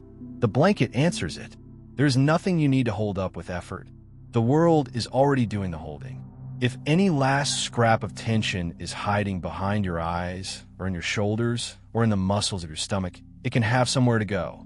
Down into the bed, down into the floor, down into the earth, down into the deep, steady field that has been holding you since the beginning of your life. Gravity is patient. It collects what you're ready to release without asking for a story. The pacing can soften further here. Breath arrives, breath leaves, and the rhythm does not demand anything from you. Thoughts can blur at the edges like distant lights behind a thin curtain, still present, no longer sharp. The moon stays in its slow circle overhead, pulling with 3/millionths of Earth's strength, and still somehow feeling close, like a distant friend who never talks too much. Your room can feel smaller in a comforting way, as if the darkness has gently drawn the walls inward to make a quiet shelter. The air can seem smoother, cooler, easier to share. If a sound passes outside, a farm motor, a settling creek, it can move through and disappear with nothing chasing after it. Even time can feel less like a schedule and more like a wide, dark lake, calm on the surface, deep enough that the day cannot reach the bottom. In your mind, the moon's surface is pale and still, dust resting where it fell, footprints waiting in silence, crater shadows stretched long and gentle. Above that surface, a quiet balance holds a slow-moving orbit, and beyond that, the wider darkness holds everything without effort. You are part of that structure, held in the same way the ocean is held and the moon is held, not tightly, just enough. The fan hum, if it's there, becomes a soft sea of sound. The weight of the blanket becomes a simple certainty.